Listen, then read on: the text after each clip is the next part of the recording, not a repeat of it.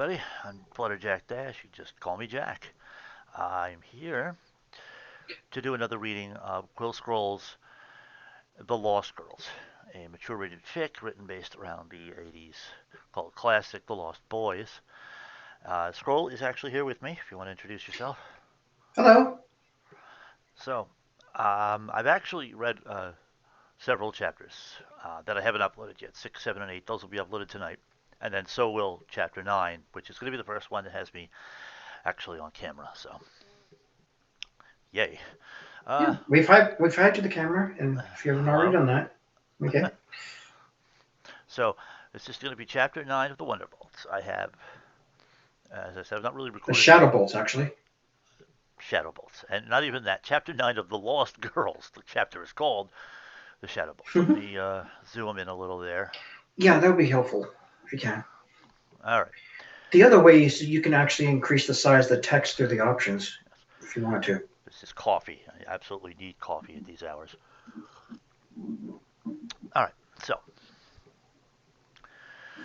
I don't know what it is about standing in these caverns that makes me want to question reality.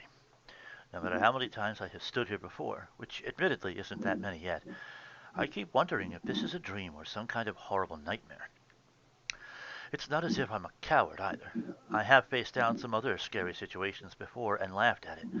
So what makes this so different for me? Why does part of me simply refuse to accept this as reality? The likely answer is that it's too different from what I've known before, and I don't want it to be true either. Fair. I pause as my blood freezes when I hear the echo of my sister cry out in these caverns. Whether it is just because she's scared or because she just got physically assaulted plus she's scared, that would certainly add to the fear. I really can't be sure. When the sting of that shocking information starts to fade, I feel my desperate sense of denial rush forward again. That voice cries out to me. Ignore this. It's not real. It can't be real. Too much critical foundational knowledge of reality would have to be questioned for this to be real. That is quite a complicated sentence. That's too much to ask. Things really can't be this bad. It truly is impossible. It must be some sort of trick. Remember, you are dealing with at least one magician here. They are called illusionists for a reason. But by necessity, I feel forced to reply to that voice. And what if it is real? Dare I risk the health of my beloved sister? No, of course not. I wouldn't even do that in a dream. Not if I'm myself enough within the dream to question my reality in the first place. Okay, I think I got it. Not if I'm myself enough within the dream. I guess I get it. I don't know. Reading it out loud, it's confusing, but reading it, just seeing the words on the But screen. sometimes you don't realize who you are in the dream. Um, so yeah, if her ego is intact enough within the dream to question if it's a dream, then she'd think in that case she would always resort to the same option. Yes, and I get that. What I'm saying is, as I read it out loud, it felt confusing. As I read it on the Okay. screen, as I look at the words, I get it. I'm just commenting on that could be construed as somewhat confusing. Okay. Fair. Besides, even if some of this is fake, what guarantees do I have that this magician isn't also insane and or a true sociopath? If she is, then by all means is she can. Then all it means is Oh, my goodness, if she is, then all it means is she can make a greater spectacle of her sinister work. See, it's a good thing Scroll was here because I read that stupid. By pretending to be Vamponi when she's actually not, may not remove the fact that she truly did beat an innocent boy to death and apparently did it for fun. What do you mean may not remove? It will not remove that. She can dress that up however she likes. It's still evil, even if it turns out that all of this was just some cruel, sick, deeply twisted joke. No matter what, I won't risk my sister falling to the same fate. While I paused, I closed my eyes as I wrestle with my. Oh, okay, you went into past and then right back to present tense. Um, oh man, that's no, probably no, should have been. This is it's probably should have been present tense actually. actually no. But it looks of it, you started off past tense, and then shifted into present um, partially into this first sentence. While I Well, paused, huh? yeah, that paragraph's supposed to be in present tense. This is happening now. She's what she's doing now. She's thinking now, closing her eyes now. I think I did make a mistake here. But this isn't all her telling the story? No, it's her living the story right now. Oh, okay. All right, so I'll try to translate it. While I pause, I close my eyes as I wrestle with my rationality and my personal fears. However, upon hearing the sound of flesh being struck, then the cry of my sister, immediately following that, I do indeed panic despite myself. That's not really a lightning dust thing to do, but okay. Well, she really cares about her sister. Yes, but panicking is not a lightning dust thing to do. I get that she cares Well, about you her. haven't seen her sister be at stake before in the show. No, true. Some things might be deeply triggering to a character and hidden in the show because that character wasn't revealed. Yeah. Okay, anyway, go ahead. My eyes fly open before I fly forward. I twist back and forth as I dodge cabin walls until I quickly arrive at the same altar where I saw the boy die 2 nights before. Here I once again encounter most of the mares who are dressed in that same Shadowbolt uniform. The lone exception is Demise herself and my sister beneath the statue. Like at the foot of the statue, or the statue is like on top of her? But the foot of the statue. Ah, I also see Demise standing directly on top of my sister, who is held suspended in the air by rope tied to each leg, which lifted her above the slab in an X pattern. That's called spread eagle. Unlike before, Demise seems to be wielding nothing more than a common lead pipe, notably a bloody lead pipe. Uh, I have to say, common is not a thing like since the 70s lead pipes or the 80s lead pipes have been out. Notably, a bloody lead pipe. Upon sight, It might be common in Equestria at this time. that's a fair point. Upon sight of that, I scream in rage and lurch forward, but the other mares present surge to seize. Oh, you meant seize, but you wrote cease. Me, I think you meant seize, which also reminds me that I'm not the only augmented individual here. Welcome, welcome, dear sister of the night, Demise says in a grandiose way as she turns about to face me with graceful flourish. Her ultra-thin dress swishes and sways as she turns. She's still standing directly on top of my sister as she turns to face me. And despite how dainty Demise looks, I can't convince myself that standing there like that isn't painful for my sister, especially since she has already delivered at least a few whacks at her already. Please join us. The hoop that isn't holding the lead pipe lifts to gesture towards me. I see you finally got my message. I'm taken aback as I wonder what message she's talking about. I heard about all this from the Vampony hunter Dr. Horsling himself. Then it occurs, Horsling or Van Horsling? Yeah, it's Van Horsling, but they're separate names, right? No, Van Dr. Helsing is the Van whole. Space Horsling. Yeah, I know, but it's still the whole last name. Hmm. Um, then it occurs to me that Demise might have left a message elsewhere, like my home. But I haven't been back there in a while because I was too afraid and ashamed to face my sister in this condition. But then I recall that I'm supposed to distract these ladies from his presence. I can't tip them off that he's the real reason I found out about all this instead. So I lie by saying, yeah, I got your message. I rushed over here as soon as I could in order to stop you. I growl harshly. Why are you doing this anyway? To complete your transformation. By the way, I don't think that any of what she just said was a lie. Hmm. To complete your transformation, Demise replies without missing a beat. And she punctuates that point by actually striking my sister again right before my eyes. Saying that sparks an enraged frenzy in me again, but the mares holding me back are completely prepared for it since they very much expected that reaction. They only double down on me harder, and I'm vastly outnumbered here. Demise waits for me to be relatively calm enough, again, to understand her, before she resumes speaking. It is then that she says, we know how painful this process can be for you because many of us went through the same thing. As your spiritual leader, it is my job to ease your transition as much as possible. In order to do that, you need to learn to let go of your former weak mortal attachments. They'll only hold you back. Trust me. The sooner we rip off this band-aid, the sooner your true road to recovery can begin. But you don't need to do this, I wail. Demise gives me a soft, seemingly compassionate smile as she says, Of course I do. And then she whacks my sister again. Both my sister and I cry out, in response this time. With the pain and fury of a raging demon, I summon all the strength I can muster. But it still isn't enough. Not only do the other mares here continue to block me, but they don't even look strained with the effort. Some of them are even giggling at me as if they think the effort I'm making against them is downright adorable. With all of them piled on me as they are, that's more than enough to hold me back no matter how determined I get. After summoning that much raw determination and still failing, and that by an obvious margin, an equal amount of depression replaces it soon after. I lower my head as I start to question if the fact that I failed to overcome all of these mares is a sign that I don't love my sister enough to overcome this difficult trial. I start to wonder if this is my fault.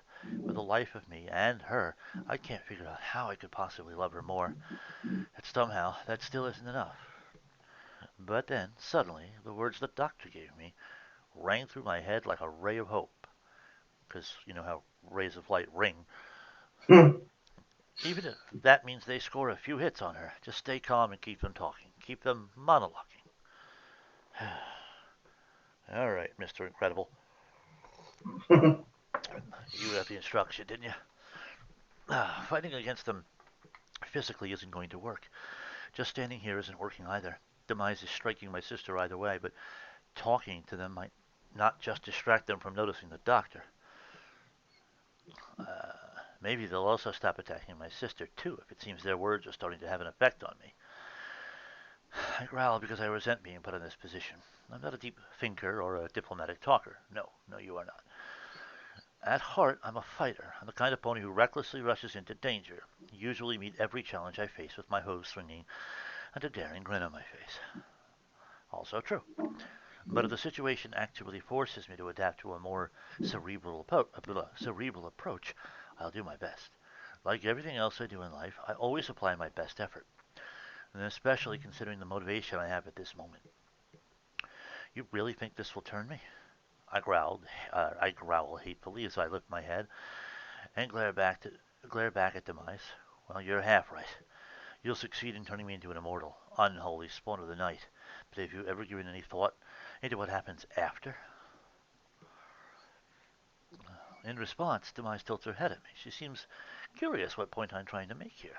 Meanwhile, the closest thing she does to striking my sister again is simply apply the lead pipe on my sister's body and lean on it with both of her forehooves on her side of the pipe.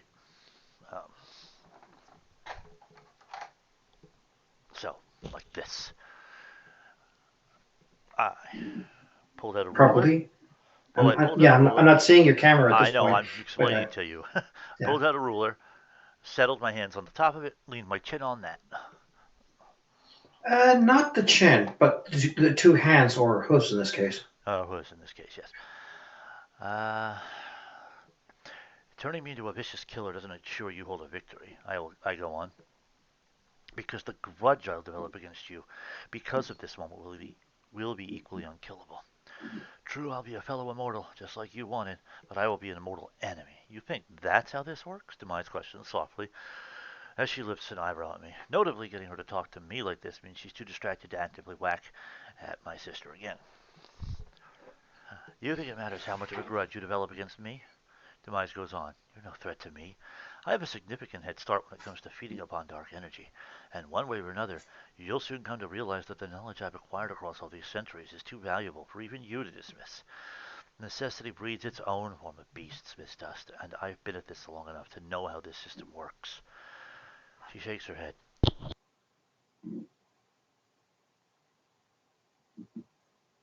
There are changes that are occurring within you that you can't fully understand or appreciate for the moment. These things take time to fully develop, and time is a commodity. We have an infinite uh, abundance. Oh, because of immortality, right?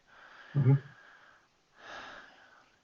Should you have said an infinite abundance of?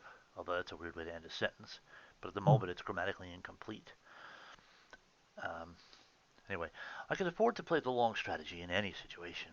That takes time to master, of course.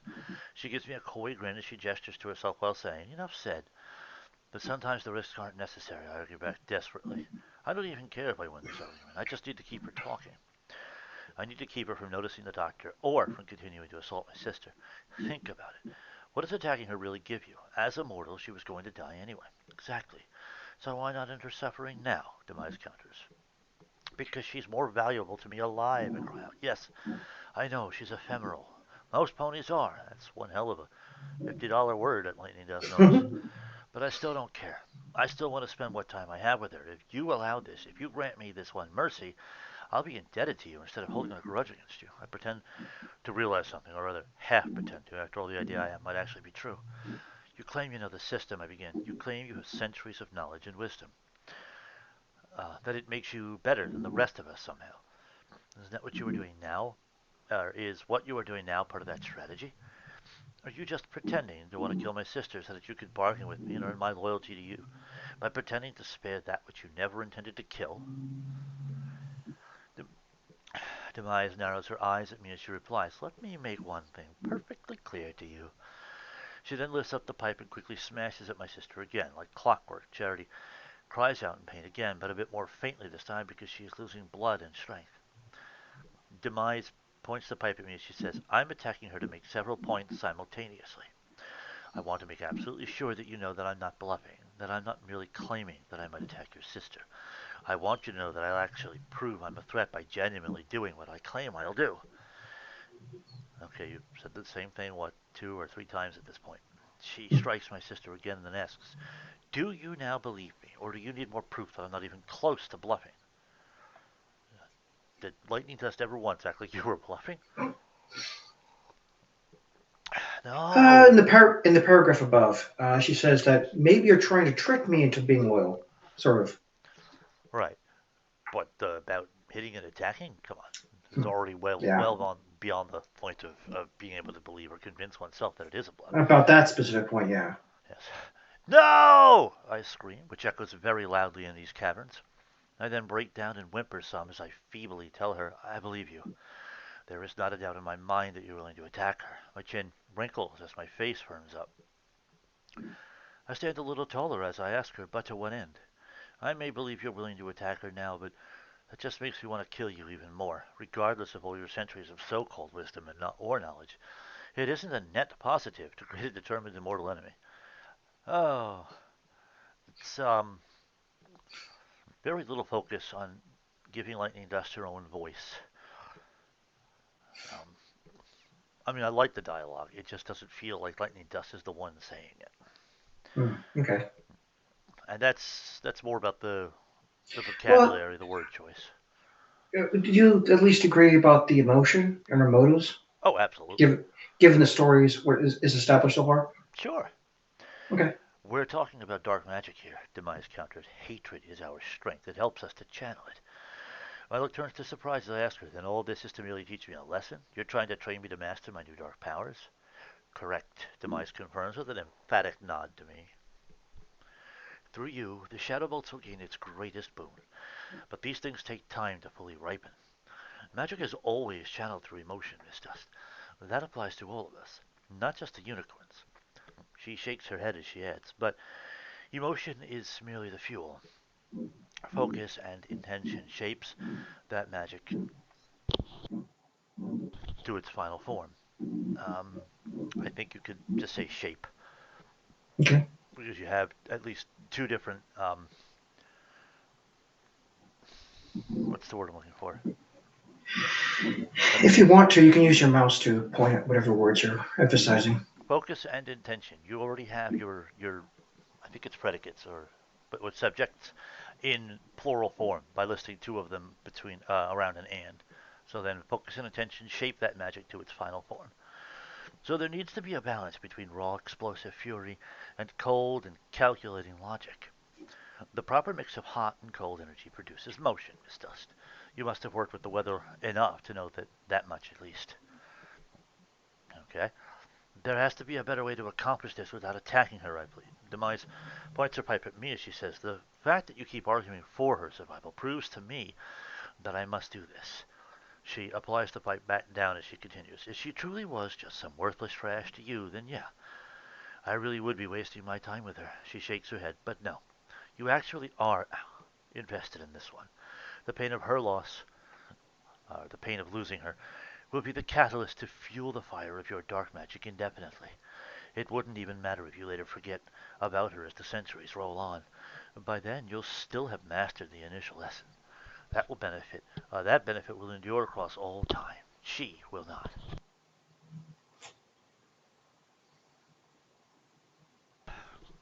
Then why can't we I just turn? wonder if you're kind of getting Demise's point of view too. Uh, The basic idea what she's arguing for. Sort of. I mean, I Okay. still don't think that the means justify the ends, and I still think that Mm, she is in for more grief than anything else after this. But mm. you know what I mean? You're ensuring Well, that as the reader, you know that there are some surprises coming in for her. right. Because here's the thing: if she intends to control lightning dust at all, then ensuring that lightning dust has nothing to lose is not the way to do that. Mm. Then then why can't we just turn her? I counter propose. I don't really want to resort to this option, but that's not the point. I have to keep stalling her. With both of us turned, you'll have twice as many servants. I nod to the statue behind her as I add, she will have twice as many servants.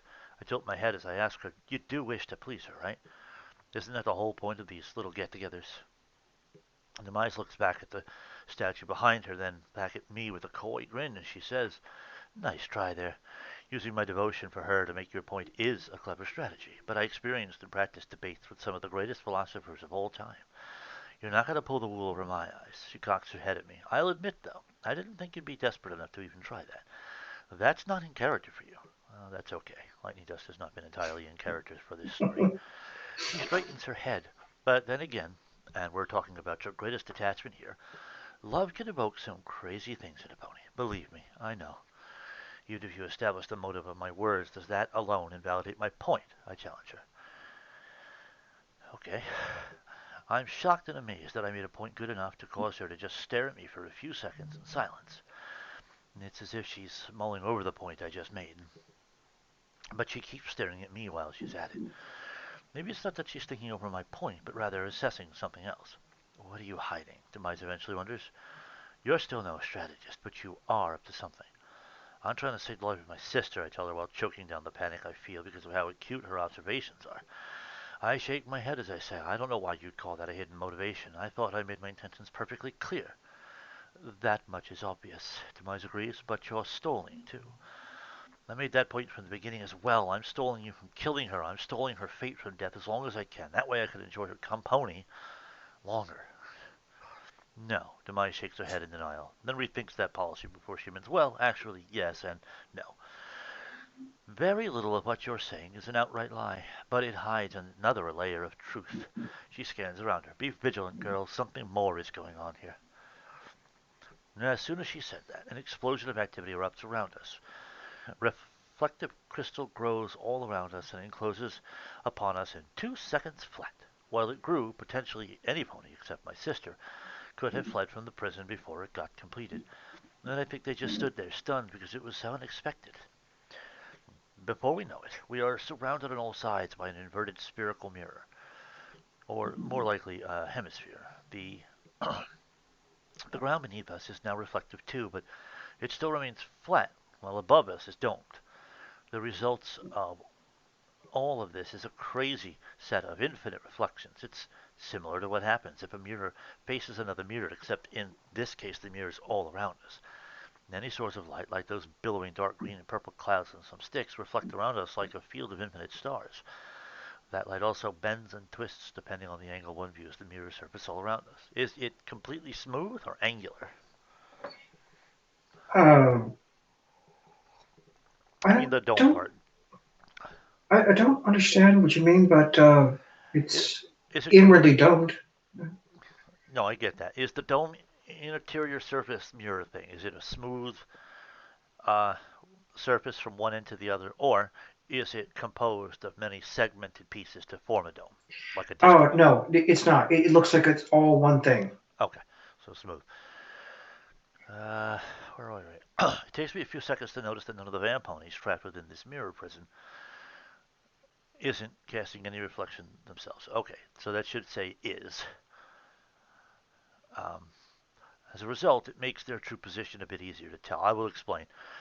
You already said that none of the van ponies trapped within this mirror, so that's already on the negative scope. Adding the isn't doubles the negative and inverts it to a positive. So now, Hmm. apparently, according to this sentence, they actually are casting reflections of themselves. Hmm. Although that's not what you were going for.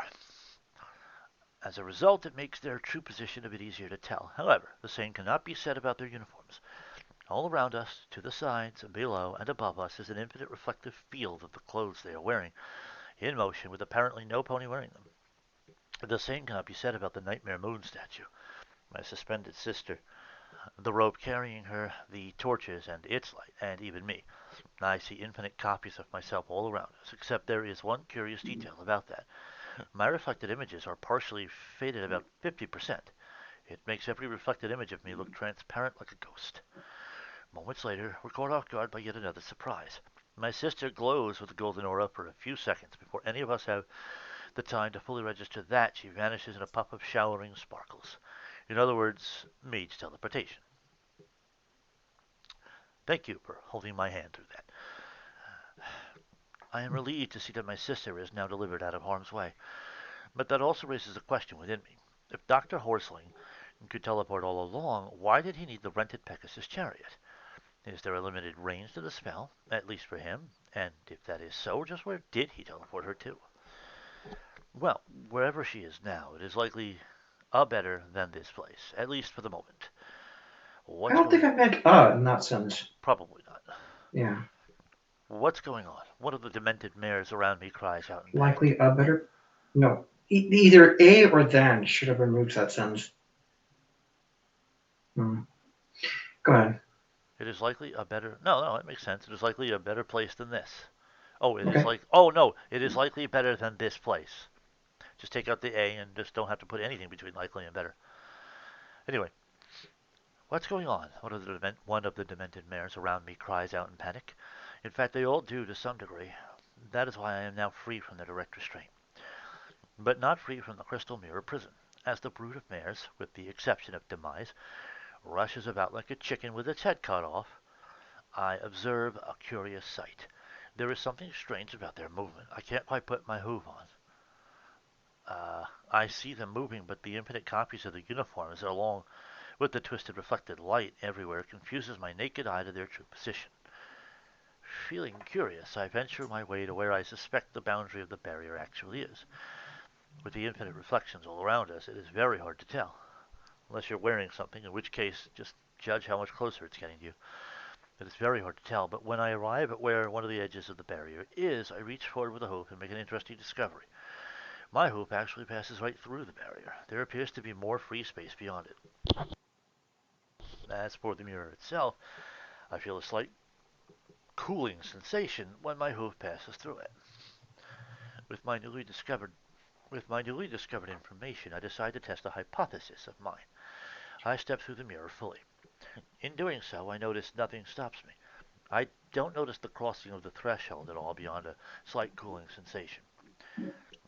What ends up happening, I think, is I arrived at the opposite side of the prison and thus still trapped inside the prison.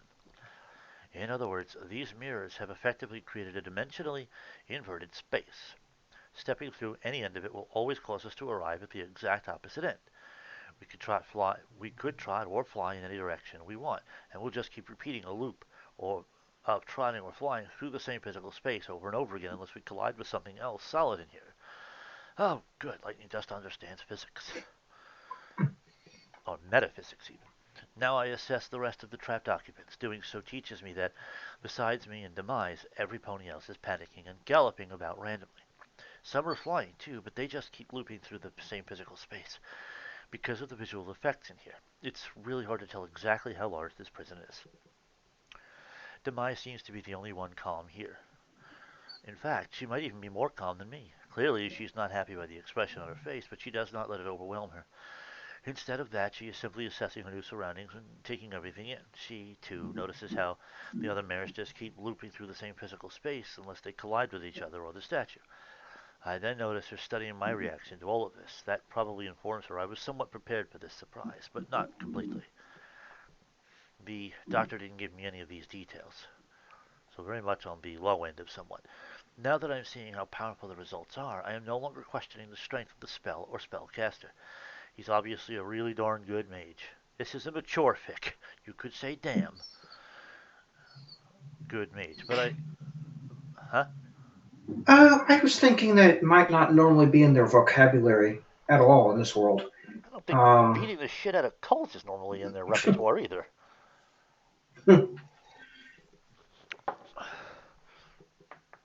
I would use that word in with this level of maturity, unless I think it actually doesn't exist in that world. Okay. He he's obviously a really darn good mage, but it also now makes sense to me why he'd need extra time to build a spell this advanced. Then a grin grows on my face when it occurs to me what would probably happen if a bright light, like the solar flare spell, would do in a mirror environment like this. What would happen if a bright light? I think that sentence is broken. Okay, I'm gonna would probably happen if a bright light. Any use of multiple commas dictates that you're going to want to eliminate what's between the commas to make sense of the surrounding sense. So then a grin grows on my face when it occurs to me what would probably happen if a bright light would do in a mirror environment like this. Yeah, that doesn't make That's sense. okay. No, I it's think it's not, okay. and it doesn't make sense. No, it's. I get what you're saying. I even get what Lightning Dust is going for, but the sentence itself is a grammatical nightmare. You. Well, you might think the lesser educated uh, uh, lightning dust might not think in proper grammar either. The girl just explained metaphysics in really complicated terms like 3 paragraphs ago, and now you want me to believe that she'd be this bad? Come on. Doesn't have to be consistent. Real life people aren't either all the time. No, that's true. You, Demise cries out as she points at You, Demise cries out as she points an accusing hoof at me. The very next second, I'm startled by the fact she suddenly zips up to stand next to me in the blink of an eye. She moves so fast that it's almost as if she teleported right beside me. When she's in my face, she barrels down on me as she says insistently, "You know something about this spell." Less than I'd care to know, I truthfully admit, and I know I'm now trapped in here with the rest of you. Saying that causes Demise to realize something. She looks about at the rest of us as she takes stock, I think you meant stock, Stock, of what is left within the prison. With my sister Charity now gone, there is a noticeable pattern to the rest of the unlife forms that are left in this prison. A pattern that my presence actually supports. When she realizes this, she gives me another careful look as if trying to determine if I had something to do with this or if I'm simply another surprise victim. Eventually, another game-changing event occurs. Dr. Van Horsling steps through one of the mirrors to join us inside. As soon as he does, he wastes no time by already floating a crystal out of his trench coat that looks like Princess Celestia's cutie mark. I barely catch him giving me a brief nod before he ignites the energy stored within the crystal. Because of his earlier warning to me, I know to immediately close my eyes. The very next second, my eyelids are burned away, muting the whole point. Oh, wait, no. The very next second, I hear a dozen screams erupt from all around us. At the same time, I feel pulsating warmth penetrate through my hide. It feels just like the dawn of the natural sun. While it is relatively soothing to me, it's obviously causing agony to the others. Even with my eyes closed, since I can still sense the energy of every pony around us, I cautiously move in front of the doctor and ready myself to defend him. He told me earlier that they should be blinded and probably stunned for a short while. That gives me enough time to get into position. "I healed some of your sister's injuries," I hear the doctor whisper behind me, which causes me to shift an ear above my head in his direction. And I transported her to a place where she'll recover. She should be safe for now. We just need to make sure that we survive, and that these abominations don't. I nod firmly as I slowly open my eyes and scan the others ahead of me. When I do so, I keep myself in tense battle readiness. So this is your choice. Oh, so this is your choice, Demise asks me in a relatively I can't read. So this is your choice, Demise asks me in a relative. Did it again. Demise asks me in relative astonishment. As she speaks, I notice she's the only one of her brood that never screamed. She also stood her ground. She is flinching as if in intense pain, and she has her eyes cracked open just a bit. She's occasionally shivering in pain too, but some of the others are on the ground entirely and writhing in agony. You're siding with him. You brought him here to destroy us. You brought her sister there to torment and kill her. He gave me more options than you ever did. I barked back at her harshly. Oh, come now. Better comebacks than that were available. I don't, and unlike you gals, he didn't attack my sister. Oh, there it is. He even saved her. I warned you that attacking her would only set me against you, but you didn't think much of that threat at the time. I leaned towards her hard as I asked in a grunt tone, "Do you think I'm a threat to you now?" I visibly see great. That's part of the sentence was in bold. Huh? That last part of the sentence was in bold. I can see that. Hmm. I'm not sure how to bolden my words as I read it, but It's not shout, but we probably spoke with greater intensity. do you think I'm a threat to you now? Something like that, yeah. Okay. I visibly see great fury sink deep into her eyes. She also tenses in some places and clenches her jaw. But to her credit, she keeps firm control over her emotions. I can actually see her hot fury transform into a cold one. There is now a sharply calculating look in her eyes as she takes stock, not stalk. You want stock, Yeah, I really S-T-O-C-K. thought that was the right word. Okay. Well, now you know. Stock of everything around her, including me, the doctor, and the floating crystal causing the solar flare spell. While she appraises the social situation, I see a familiar swirl of energy in her eyes. Local situation. I think you said social. Oh my god! I, wow.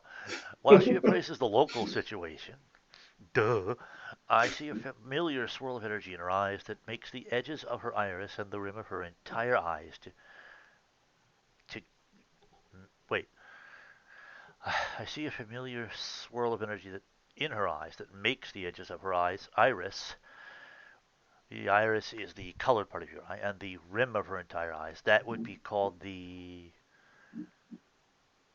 sclera of Yeah, her whatever you're entire. about to say, I really didn't know that word. Yeah, the whites of her eyes. That's the rim, or Mm-hmm. whatever. That's called the sclera. The iris is the color. The pupil is that void in the middle. Uh, the edges of her iris and the rim of her entire eyes to gain. So I think you meant causes the edges of her iris and the rim of her entire eyes to gain a tiny dark purplish shimmering glow, just like I saw when she was on stage at Pony Island.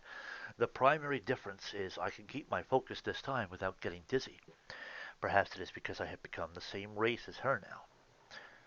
Despite how furious I am at her, and that for many reasons, I also feel a chill sink down my spine at the open demonstration of how masterfully Demise was able to rein in her intense, furious emotions and visibly transform it into a cold weapon. I have never seen a pony more dangerous than her. She has earned my respect for that, and while I hate to admit it, also some fear. What I have seen from her, respect for being dangerous? I guess that makes sense for Lightning Dust, though. Yeah. What I have seen from her just now proves to me I can never get under her hide enough to secure a psychological advantage against her. Well, that's a shame. What's worse, the rest of her brood crawls back up to their hooves and starts to get reorganized. I know that with every second they are being blasted by the magical rays from the crystal, they are constantly having their dark energy strength zapped away. Time is on our side, but we'll have to endure long enough for the spell to make a difference. In the meantime, I have over a dozen super powerful ponies in front of me who are all determined to cause me and my partner great harm. Having super abilities of my own doesn't feel nearly as good when it is measured against over a dozen who are my equals, or better, and who are also dead set against us. I swallow hard because I know we're about to face the hardest part of this adventure. Suddenly, suddenly, action explodes all around me. Movement blurs as I struggle to defend myself from many flying limbs. What is worse, as bat ponies, they don't need to touch the ground, so they are able to swing all of their limbs at me almost at once. I can do that too, but I'm vastly outnumbered and maybe even outclassed here. It's really hard to tell exactly what happened to me. All I know is I'm suffering from strikes all over my body, including some areas I successfully parried a blow. Their strikes are still so hard that some of the kinetic energy transfers into my hooves anyway. thus making them more pained and numb as the fight continues. I also barely register being tossed about like a rag doll many times. I struggle to counter it, and I don't even have time to think when I do. I just either try a counter flap to reverse my momentum, or at least curve my course to dodge around a dozen blows thrown my way. I have to inject here Go ahead. a Yeah. reminder that in canon, back when she is mortal, she could still handle being spun all over the place, being totally disoriented, and still landing pretty smoothly. Yeah. I haven't forgotten that, but this is a battle situation. It's a bit different. I know, but she still has a great deal of experience in orienting herself. And It isn't helps. I mean, she's so vastly outnumbered and still barely holding her own. That's probably why. right. Okay. As for She's my still a really good flyer yeah. and better than them. Okay. But 12 against 1, so that's going to matter too. I guess. As for my partner, it's hard to tell how he is doing, uh, other than the fact that I know the solar flare spell continues to endure. It's actually one of the most noticeable things trapped with us in this prison. Most of the motion ends when I end up being tackled by my opponents. When that happens, things are still enough for me to pause. Oh no, things are still enough for me to pause and assess my situation for the first time since the fight started. Demise never moved into combat in the first place. Instead, she's hanging back and continues to assess everything. It takes me a moment to also realize that she is constantly speaking, but but the words she's uttering are subsonic. If it weren't for my Vamponi augmentation, I wouldn't have heard it. Even with my augmentation, I can't understand what she is saying. It's in some kind of other language. It sounds like a whisper and kind of sounds arcane. It's as if she's whispering some kind of spell. I notice that I have 8 out of 12 of our opponents on top of me, aside from Demise. Meanwhile, 4 continue to attack my partner, but he seems to be holding out for several reasons. One, the mares seem to be in even more pain as they near him, or more accurately to say, as they near his floating crystal. 2, they have a harder time seeing him as they near his crystal. 3, he occasionally blocks with some kind of hemispherical shield which is made of light. This is being projected by another piece of jewelry that also resembles Celestia's cutie mark, only much smaller this time and made of both precious metals and gems. When the mare strikes it, they scream in pain and withdraw their hooves, which appear to be burned as a result of contacting the light shield. Sometimes he bashes the light shield directly against their bodies while they are briefly stunned with pain after they struck the shield themselves. The results are about the same. They recoil from him in horror. Their flesh is burned wherever he struck them, and, noticeably, they are not regenerating wherever the burns are. Okay, interesting. He's a trained hunter. Yeah, no, I'm good with it. Yeah. I'm much more comfortable when the bad guys aren't just having their ass handed to them. Like in a moment where they're angry or they have righteous. Well, can you at least agree that if their asses are being handed to them, then it should be with a good explanation? Yes, I agree. Yeah. So I mean, there was damn 80s, 90s. I forget how long ago there was a show, an anime called Ronin Warriors, where for the most part the good guys didn't really seem like they were the very best of protection versus the bad guys because they Uh, didn't seem to do very well. there can narratively it can have problems when either side has too much of advantage, but sometimes it can still be entertaining for one side or the other to be overpowered. That Right. just has to be handled very carefully. Yes, it does. The I other mean, thing, like One Punch Man, they're going for humor on purpose. oh yeah, and I rather enjoy it. Dr. Horsley moves like a dispassionate, efficient machine, while most of his face is hidden by his hat. What parts I do see seem set like a stone mask. He too is keeping a professional control over his emotions, also to the point of being scary. On the other hoof, it's very clear to me that Dr. Horsling is moving significantly slower than his opponent, so a few nicks and bashes against him are successfully delivered his way. But unlike his opponents, he doesn't recover nearly as fast. I'm surprised they're recovering at all. The opponents, I mean, Mm. because their healing factor should be quite stunted in that magical It's sunlight. still going, but weakening as the spell continues, except if they strike the light shield directly or anything like that. Okay. Seeing this proves to me why he normally is more patient with his opponents and tries to take them out one by one. He only has 4 out of 13 on his flank, and he's still overwhelmed despite all of his advantages. Seeing this makes me realize that his strategy is not sustainable, and every blow he suffers also threatens his concentration.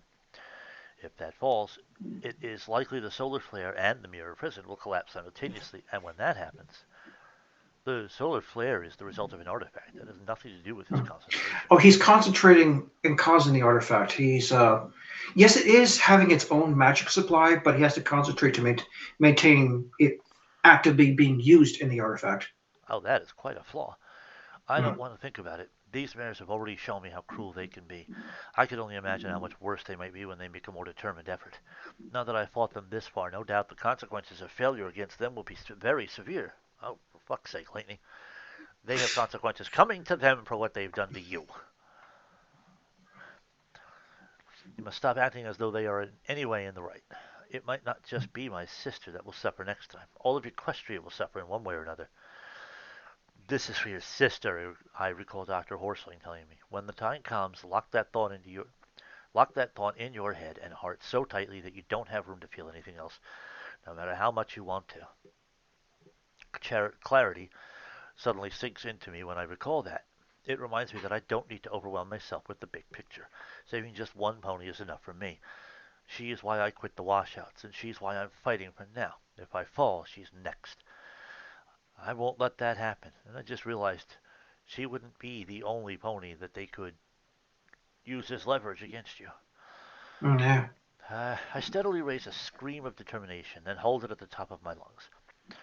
I hold that shrill battle cry as I summon every inch of my strength, but unlike before, my opponents have been steadily weakening ever since the solar flare started. Rage blinds me as the love for my sister seems to keep on supplying me with the strength to continue this.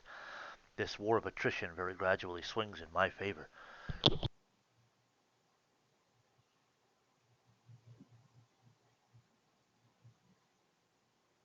But I know I have to hurry. If Dr. Horsling falls, by far my most powerful ally in this battle, he's your only ally in this battle. Hmm. By virtue of that, he is, of course, also your most powerful ally. Yeah. It's all over. Any blow he suffers may be sufficient to knock out his concentration. I don't notice it at first, but a burst of red electricity starts to crawl all along my hide. It actually damages those ponies who are struggling to pin me down. They continue their effort, but now it's costing them more. At the same time, my screaming roar starts to become multi-tonal, as if I'm a dozen monsters all roaring together. They had all the leverage too, but despite that, I eventually managed to crawl back on my hooves. Once I do, I shake them off by flailing my limbs enough to buck them off. Some of them I also manage to smash into the ground or into each other. After that, there is another explosion of action, but this time I'm starting to win the upper hoof. I blast away from my initial position with a trail of red lightning of hate magic following my wake. I channel my fury and draw in every inch of dark magic I've accumulated since my recent transformation. I even channel the hunger I've been feeling across these past several days and use it to fuel my savage and animalistic instincts, except I keep a clear focus on my targets. Okay? Then not particularly savage or animalistic, then. I, well, no, that you can still stay hyper focused even in that state. I fly past Dr. Horsling and capture two of his assailants in my forehooves.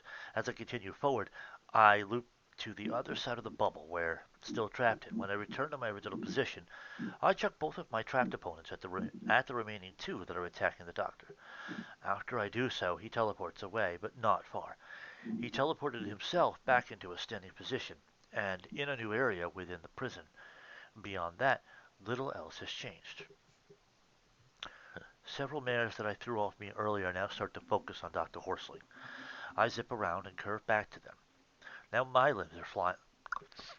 Now my limbs are flying at them, and in addition, I flap strongly at some of them and use the wind projected from my wings to knock them off course. In doing so, I occasionally cause them to crash into each other. This helps to remind me that there is one advantage I had over them all along, even as a mortal, and that is air superiority. They simply aren't as good of a flyer as I am. No, it's a tall order. I think in canon there is exactly one pony that could be declared a better flyer than you. Not them though. No, I'm not talking about them in the first Yeah, place. I'm saying canon. I'm not talking about yeah. your group of OCs here.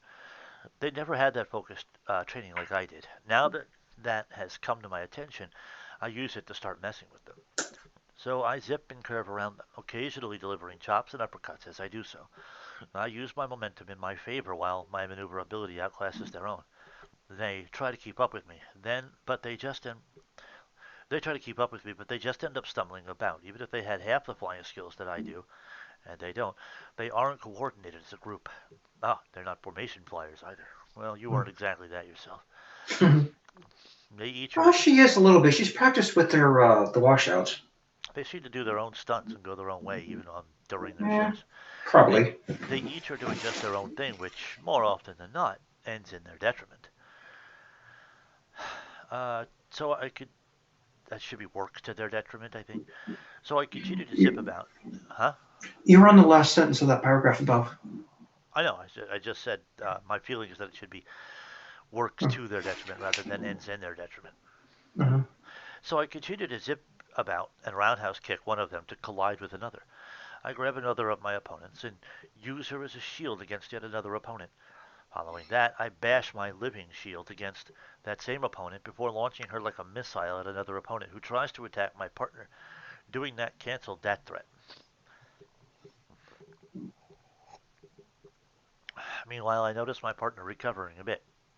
He must have drunk a healing potion while I wasn't looking. In doing so, he's healing fast before my eyes as if he's resting for several days in mere seconds.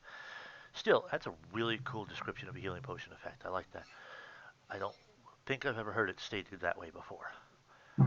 Still, I need to keep in mind that kind of recovery is produced artificially. Its power will run out, and I don't know how many of those potions he has left. Supposedly he used some earlier for my sister to help her recover too.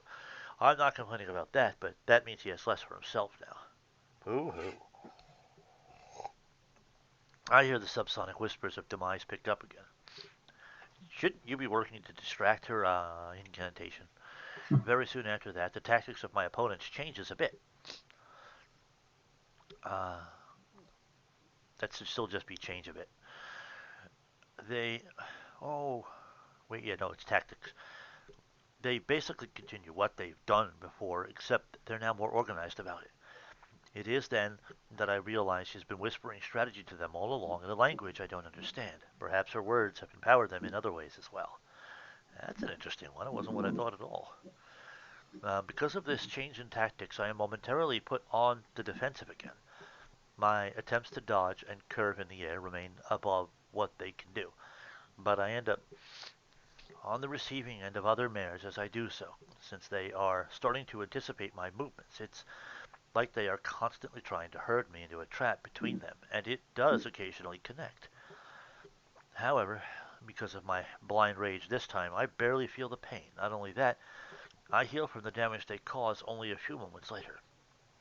As the battle continues, their augmented abilities continue to be stripped away.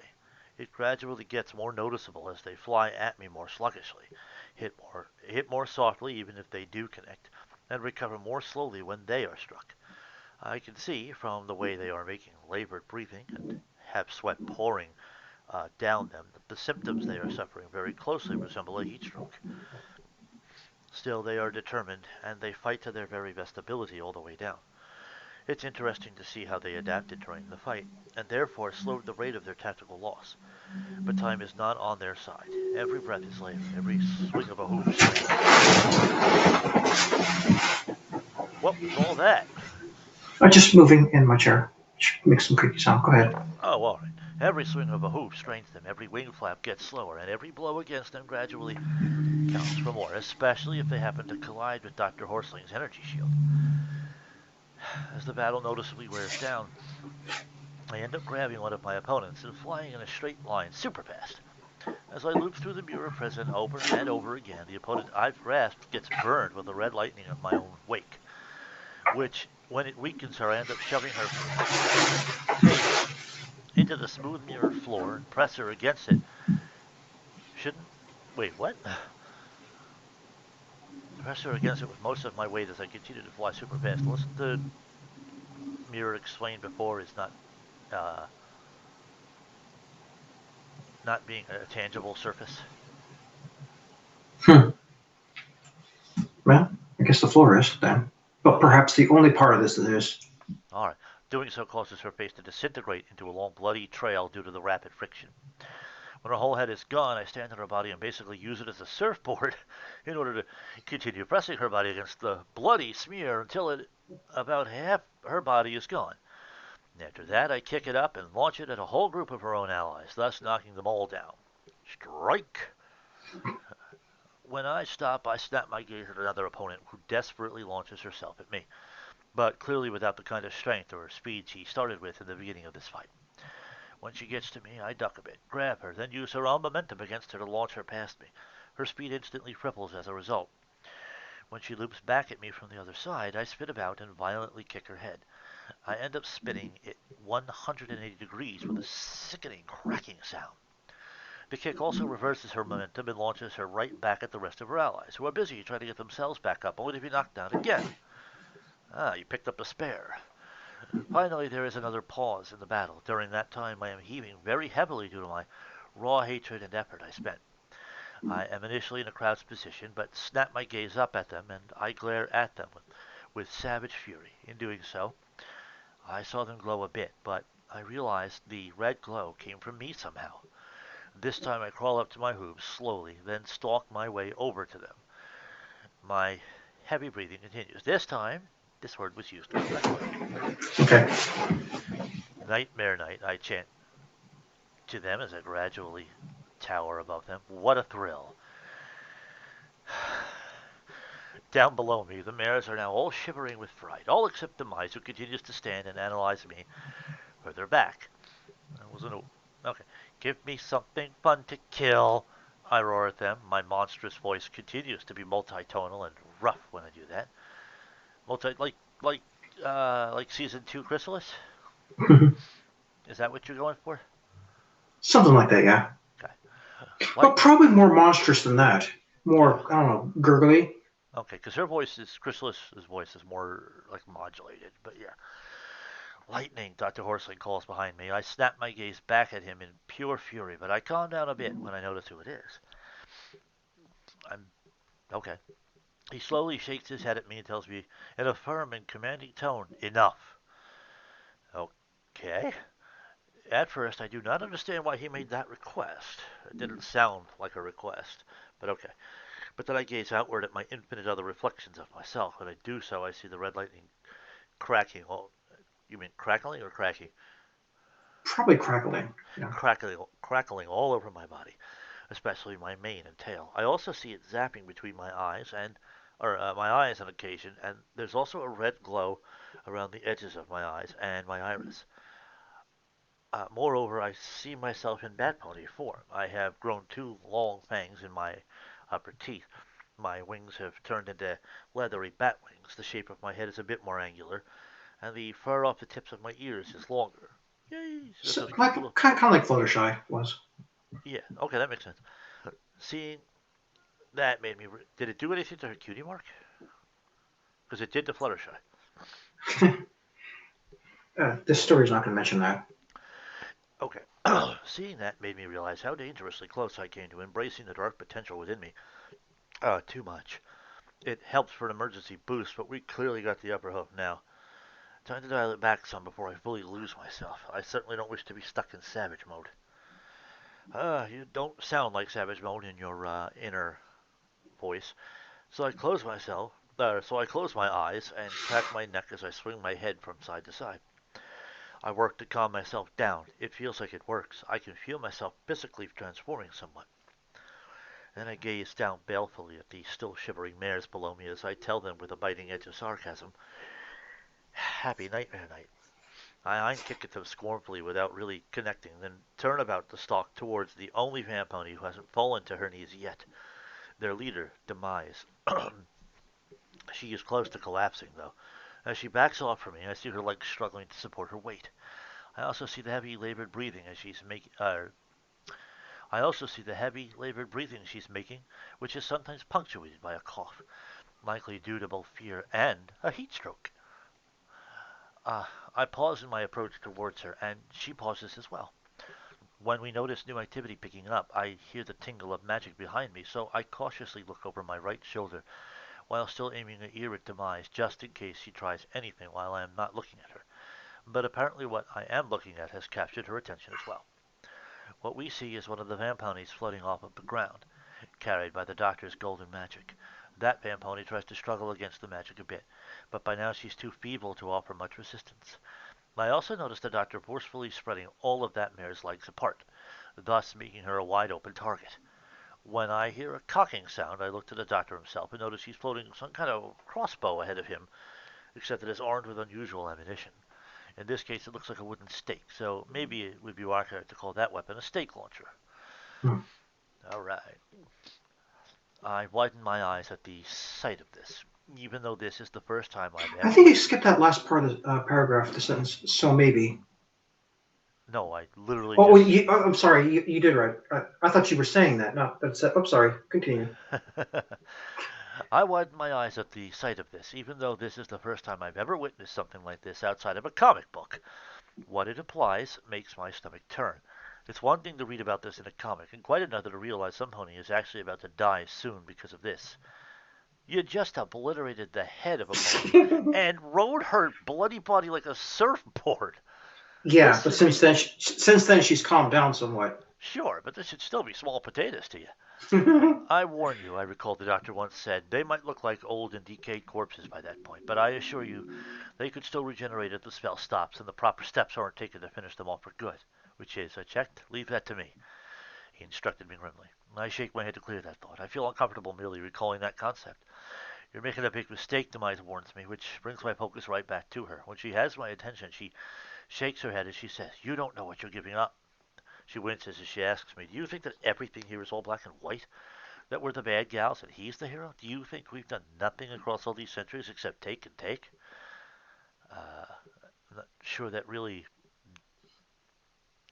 counterpoints or balances your evil deeds, you know? You fool, Demise accuses with a spat. I think you meant. Wait, I think no, you skipped a paragraph there. Like Oh! I wince one eye open at her questioningly as I ask her, haven't you? I mean, you are the one who said the goal here is to do nothing other than ruling, feeding, torturing, and put Nightmare Moon in charge. I wasn't aware of any other goal beyond that. Certainly not a benign one. You fool, Demise accuses with a spat. That is not the correct tense of that word.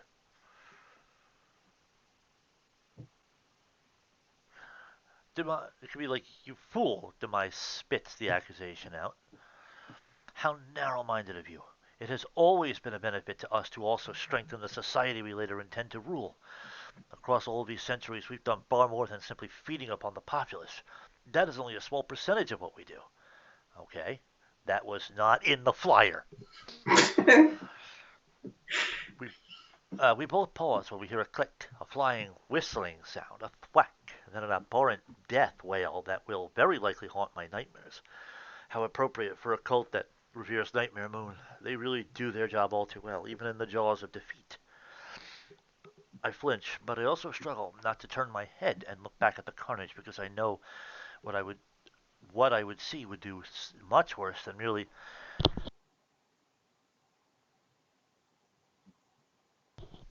Sorry, I had to sneeze. Much worse than merely making my stomach turn. The doctor was right. Punishing these cretins and defending ourselves from them is one thing, but actually killing them makes me deeply cringe. Oh, it's so cringe. Nothing like this exists in pony society except in some works of fiction. It just feels so thoroughly antithetical. Yeah, antithetical. I'm curious if that part of the video will be cut. No, I'll be cutting that out for sure. Okay. Uh, I flinch, but I also struggle not to turn my head and look back at the carnage because I know what I would see would do much worse than merely making my stomach turn. Again, you just surfed over the gory carnage of one of your enemies. She was in savage mode. Okay. The doctor was right. Punishing these cretins and defending ourselves from them is one thing, but actually killing them makes me deeply cringe. Oh, I just read that part, didn't I? Nothing like this exists. Continuing on, I don't think you finished that paragraph though. Okay, nothing like this exists in pony society except in some works of fiction. It just feels so thoroughly antithetical to our most basic nature as ponies. I know we're only doing this to put an end to their killings, but still, I feel very uncomfortable right now. Demise appears to need a moment to recover from this blow, too. But when she does, she looks back at me narrowly as she continues her lecture. The knowledge and wisdom we've accumulated across these centuries can be far more valuable to us if we do more than merely hoard it. There are many we learned from across that time by listening, interacting, and quiet contemplation in our coffins. Being as old as some of us are, we've witnessed the growth of entire societies, like watching little children slowly mature.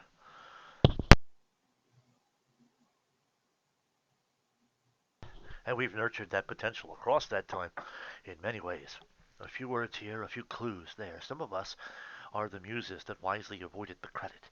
Some of the greatest philosophers, teachers, political leaders, revolutionaries, visionaries, artists, entertainers, and healers learned from our subtle tips to them. You think that the only thing we've ever done is take lives. When have you ever brought this up until now? Well, she's desperate. She's always playing any card she can.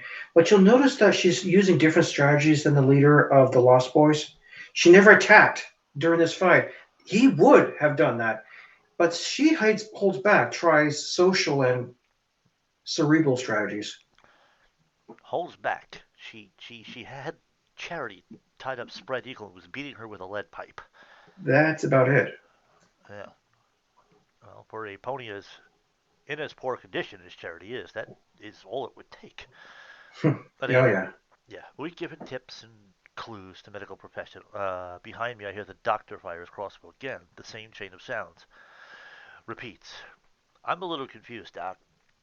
I mean, killing the leader would have taken the powers from them anyway. So why not? All right, we've given tips and clues to medical professionals as well across all that time. Demise goes on. Entire plagues have been halted because of our timely and subtle aid. Each instance of that alone more than makes up for the loss we caused. Any one of the ponies we secretly saved might be one of your ancestors or related to others that you care about. Are you getting what I'm saying? Your entire family line might not have even existed if it weren't for our help. Her new argument makes me pause in thought. If she's telling the truth, this fact feels important. And we've done this for more than selfish reasons. There was that, too, I'll admit, Demise puts forward. Naturally, any good farmer would not allow a plague to spread across his or her crops. If we allowed that to happen and continue to spread unabated, then there would be fewer ponies for us to feed upon. I narrow my eyes at her as I accuse, which is why you did it. You admitted that yourself. Behind me, another van pony bites the dust, or becomes the dust. Hmm. Creating a stronger society benefits us too, Demise quickly points out. And, of course, some of us can also feel affection and pride in watching our livestock grow in a multitude of ways. When they create a new art, we can enjoy it too. From paintings to music to theater arts to magic shows. All of it is more than enough incentive for us to help them grow stronger and to feel inspired. Of course, what we've done benefits us, but it benefits them too. It is mutual growth, which means we have twice the motive to continue our tactics. The mere fact that you can logically understand why helping these societies to grow also benefits us is also why you can believe me. If it makes perfect sense, why would we do this? Isn't it logical to conclude that I'm telling you the truth? It's not really the point, though, is it? Mm. Another van pony bites the dust. At this point, I happen to glance at one of the infinite reflections of Dr. Van Horsling all around us.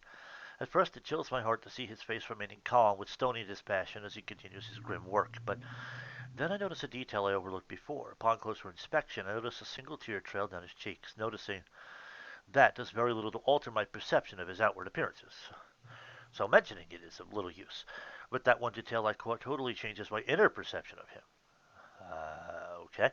It tells me that what he is doing now really does pain him, but he struggles to keep it down for the moment so he won't be distracted from continuing to do what he feels he must. When I realize that, I suddenly don't feel as bad.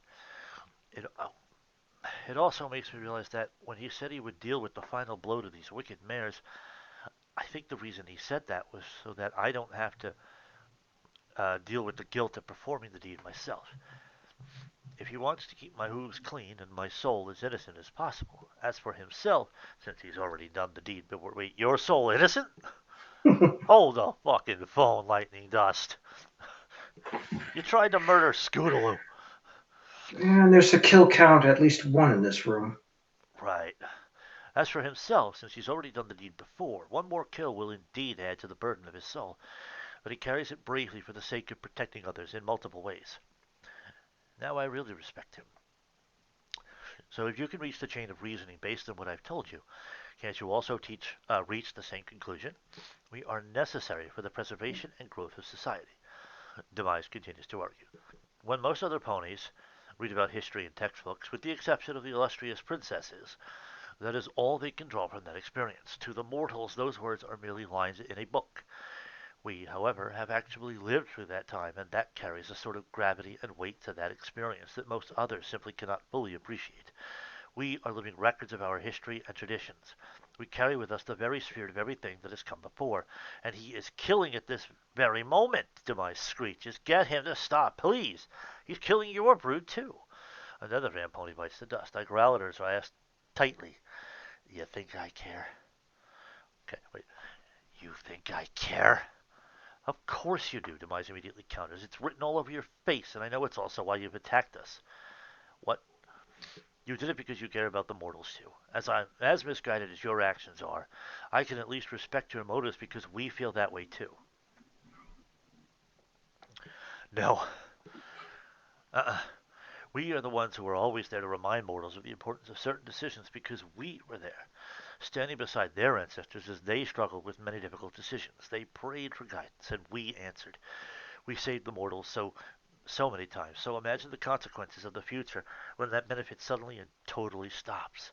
What disaster looms on the next horizon that will hit them all with full force next time now that we're no longer there to help guide and protect them? Okay, so you do not trust them to be able to take care of themselves. You need to hold their precious widow hoop. Actually, yeah, that's what she thinks. Gotcha. Based on past experiences, she's projecting in the future. Right. That's not the good kind of parenting. Meh. Yeah. I'm not I'm not saying that you need to be cruel or anything like that, but and you are cruel. Don't get me wrong, but I don't know. Your argument is kind of defeating itself. You're basically saying that you have set up and fostered a codependent relationship. Yeah, this is the villain's justification, and she's explaining it as logically and as honestly as she can, but also passionately because she's trying to protect her brood. And probably herself. But the thing is, it doesn't, to me Yeah, at least, it doesn't do anything to diminish the evils that she has committed. yeah. Uh, You know, my mother said the same thing when she read this part. oh, okay. I feel spooked now because she does kind of have a point. All of her arguments rely on the supposition that she's telling the truth. But she also explained her own motives well enough to sound convincing even on that front. When I simply imagine what a Vampony could do in the most positive context, the results are staggering. Indeed, it's probably very difficult for a mere mortal to imagine what actually having to live throughout all of that to imagine without actually having lived through all of that time is I think what you meant. I gotta say though, a lot of the narrative feels like hand holding to the reader from Lightning Dust. What if she and her brood were there to halt the invasion forces to foreign hostiles? Maybe not a single other mortal ever saw that, which is the point. They want to remain anonymous because it draws less opposition against them. Exactly, so they can get away with the evil things that they do. Yeah, But if the only witnesses there are the hostile invasion force, there's no reason to hold back anymore. Indeed, they'd go out of their way to completely destroy any potential witness there. Just by that argument alone, you have no argument for protecting them. If mhm. this was done at night, even a small hoofful of Amponies could thoroughly trounce an entire mortal army with ease if that army wasn't armed with the correct tools and knowledge to properly deal with the threat before them. After all, the Vamponies are so powerful that they keep the giant eels around in these caverns to serve like mere guard dogs. Thinking that through one step further, I also wonder what if next time those same Vamponies aren't there to protect us from the next invasion force. Okay, this is where did you have this around the canon timeline? Like what season? Oh, Well, after they Rainbow Dash and her met for the second time, for sure. That was like season 7 or 8. It might actually be after the show, but at this moment I kind of forgot. Okay, so anyway, the point is that But not the very future timeline. What were the Twilight's the larger princess? no, I don't I think that's get occurred yet. I get that. We have seen several different invading forces come in and be dealt with, uh, including in the movie with the Storm King, who was That's the main one that jumps to my mind that Equestria at large would be aware of. yeah. But there's also the changelings towards the Canterlot that might have been centralized in one city, but the whole nation probably heard of it. Well, that's just season 2. Season 6 was not just one city. Plus, Hmm. they captured all of the princesses. They went through the Crystal Empire. They went through Camelot, definitely Ponyville, and so most likely other cities as well. And Hmm. all of the most prominent ponies and the royalty were captured and cocooned. I think your Just, point is the Vamponies didn't defend them then, or didn't seem to. I'm just saying, yeah, we've seen threats come and go that we can't really say that the Vamponis have had any involvement in. Hmm. So, or that might well have been more than they could have handled.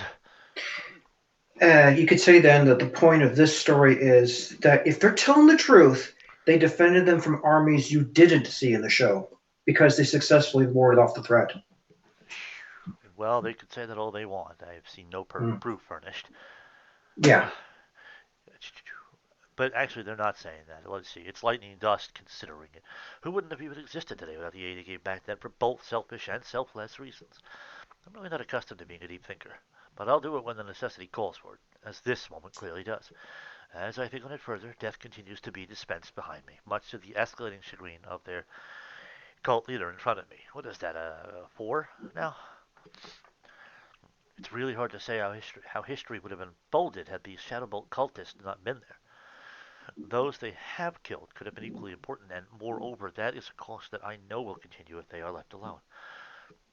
It, is it worth feeding off the milk of a beast if one knows they'll occasionally have to sacrifice their young for it? Not to mention how horrible the deaths they caused were. It feels even worse to imagine allowing that to continue over and over again, or to think about all those who suffered by these cultist tools before. I'm amazed that through all of this, you're still not even considering Charity and what they were doing to her, or what they were Yeah. willing to do to her. Again, I think my mother brought up the point. I shake my head and coldly focus on demise as I say, the questionable help you've ever done, or could do, does not justify the horrendous slaying of the innocent. Anybody who beats on the innocent and the defenseless doesn't have the luxury of also calling themselves a hero. True. Instead, they are complicated at best. Did you even try to make these same arguments to that boy you slew? And even if you did, do you think he would realistically say, okay, you made a valid argument, so please take my life in the most violent and painful way possible?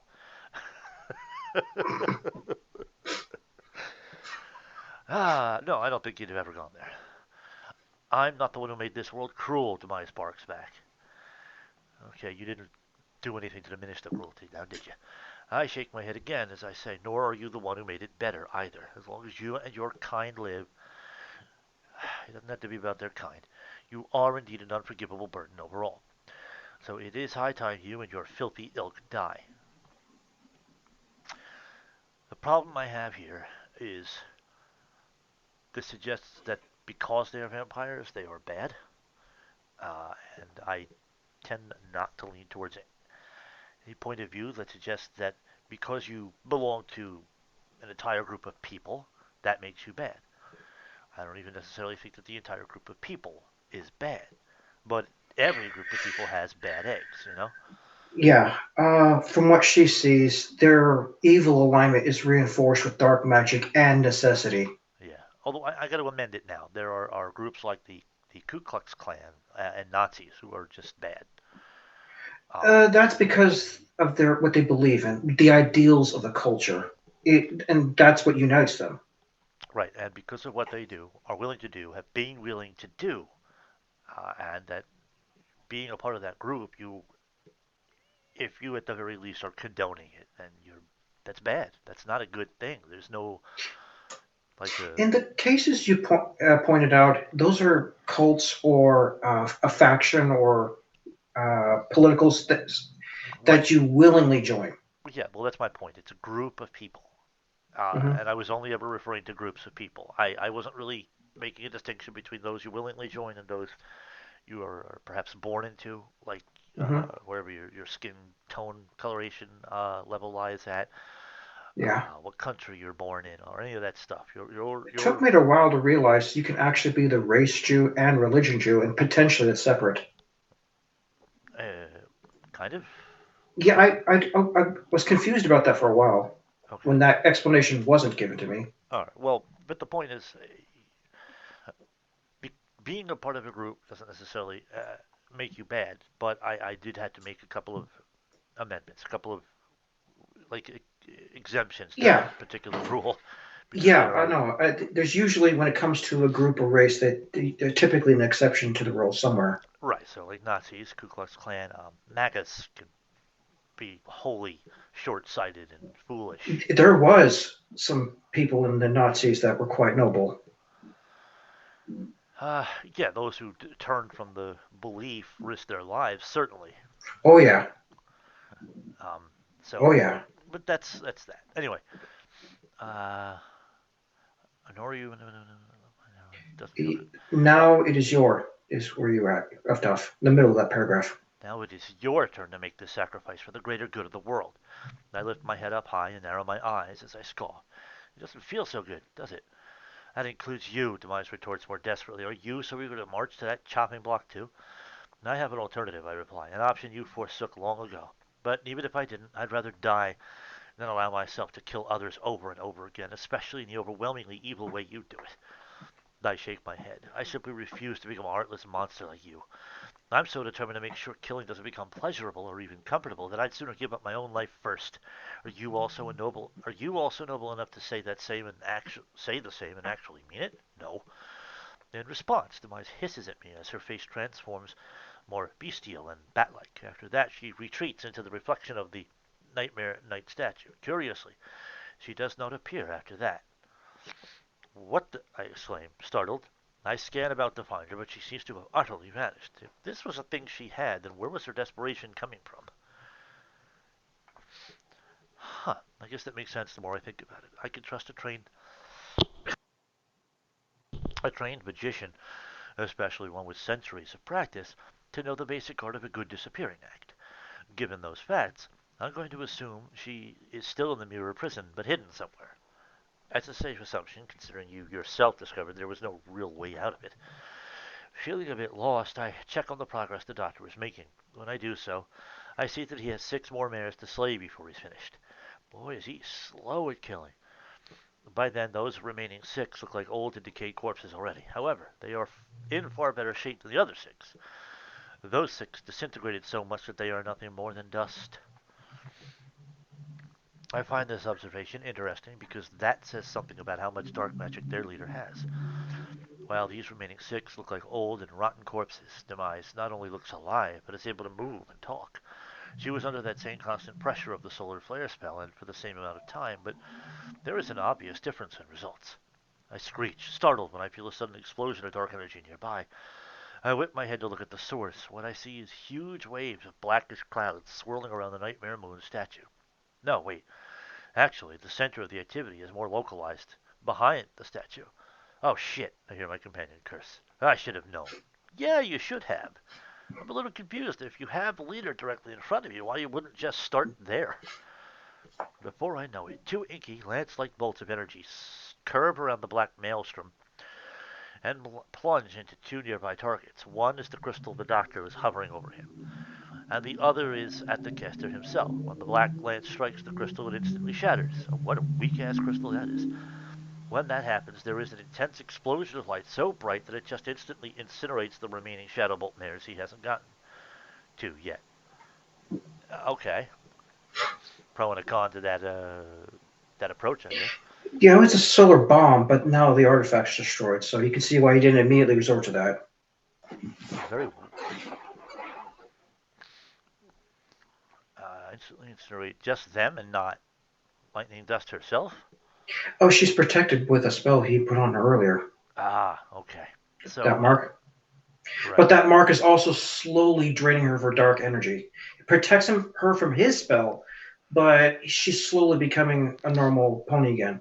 Okay. And the other thing I need to understand is how a demise who has been exposed to the solar flare energy and has actively stood in it and blathered on to lightning dust instead of just doing this if she could do it the whole time. You're Still about to had find this out. still Continue. had the strength to affect an artifact using Celestia's sun magic. Mhm. How that darkness could have approached something like that is even beyond me. Beyond the growth of pain, though, I can't tell what happened to the doctor himself because of the overwhelming flash of light and the intense wave of heat that passes through me. All of that only lasts a second, though. When it passes, I scan about me to reassess the situation. To my dismay, the dark cloud of swirling energy still spirals behind the statue. Apparently, the statue itself acted as a shield from the worst of the solar bomb's effects. When I see that, it suddenly occurs to me where Demise was at. When she trotted into the image of the statue earlier, she must have looped around and hid herself behind the statue from my original perspective. I could have gathered that from the fact that that maelstrom seemed to be originating from behind it. Also, Mhm. because she is a full Van pony, she does not cast a reflection herself. At most, only her clothes would show up, but in this case, it is a black dress against a black background. That is one clever mare. Oh, sure. As for the doctor, he collapses onto the ground and is cringing in pain. He crawls to one of the cave walls and rests his back against it. I see dark energy swirl around his body, but for some reason it doesn't fully sink in. It's as if there is some kind of invisible barrier keeping the full impact of that type of attack from affecting him. Nevertheless, his loss of concentration also means the mirror prison spell has now collapsed. Because of that, Demise is potentially free. Alarmed by that realization, I give an angry, frightened, and determined look over to the statue. It seems to me she is currently gathering the stored amount of energy from the statue. That just might be the only reason she's not fleeing right now. No doubt this means she is recovering all of her depleted strength at this very moment, and then some. I had better stop her now before she has a chance to gain any more. Besides, that type of energy is likely to augment me as well. Maybe I can at least even the playing field. The way Scroll writes, no way. But before I charge into the black energy storm, Dr. Horsling calls out, "No! Come back! Don't get near that thing or you'll be swept inside!" But if I don't stop her now, then I argue, but he interrupts. "It's already too late for that. All we can do now is prepare for what happens next. Come here," he commands me. I sigh in frustration, but I also acquiesce. I crawl back next to him and ask upon arrival, "Are you going to be okay?" "Going to be," he emphasizes. "Probably, but I'm not okay right now." Yeah, she got that. What the hell is up with the attitude? "How can I help?" I ask in a tone of alarm. For the first time I have ever seen, he undoes the double buttons of his trench coat.